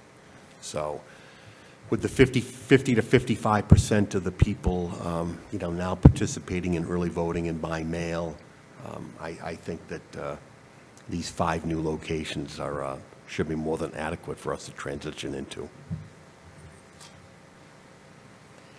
Just echo with the rest of the board. I know there isn't a person sitting here that, if there's an issue, that we'll take it back up. But I think we have a town clerk that's done a lot of changing and brought us up to where we should be. She's working on it. She's done a good job. And that's why she makes what she makes. She does a good job. It's funny, just quickly, because I know it's getting late. I was at a VSB meeting before I came here, and one of the comments out of, I think it was Amy Naples of the Chamber, she said, they get more votes in America's hometown hound, is that it? 60,000 votes he gets, or she gets, the dog. Okay, so I think it's hearing those numbers, then coming here and hearing these numbers, I think you can see the writing on the wall. We just, and if not, we'll revisit it, but you see other communities doing it. We have to try it and see. The numbers, they really show it, 53, 54%. I mean, that's the writing on the wall. And I know I live in North Plymouth. Somebody said something about North Plymouth. I'll tell you what, I vote by mail. I have since pre-COVID. And the last election I was in was during COVID, and it was all by mail that I had to get my information out. There was no fundraisers, so it can be done. And, if you compromise and it's an issue, then you have the mail. If not, I'll gladly give you a ride. If I can. I mean, if there's 50 years, well, we got to figure it out. But more than happy to give anybody that needs a ride. And I'm sure there are a lot of other people here that would do the same. Charlie's not working, he'd love to help too. So, that being said, motion, we have a second. Any more discussion? Mr. Golden? Yes. Mr. Bledsoe? Yes. Mr. Canty? Yes. Mr. Mahoney? Yes. And myself, yes, unanimous. Any other old business? And before we adjourn, Mr. Brindisi, are we going to be in this room next meeting, or on the upcoming agendas, Jay, that might be helpful to, in case anybody's looking online, even for myself, to know where I'm going. I was asking tonight, which way am I going? So, because we're going to do 1 week here, 1 week in the courthouse. We're going to do every other week. So, if you don't see us in here, we're down the hall. All right? Okay. Motion to adjourn? Or what? Did you have something else, John? Motion to adjourn? Enthusiastically second. Second? All in favor? Aye. Aye. Thank you for watching. Have a nice week.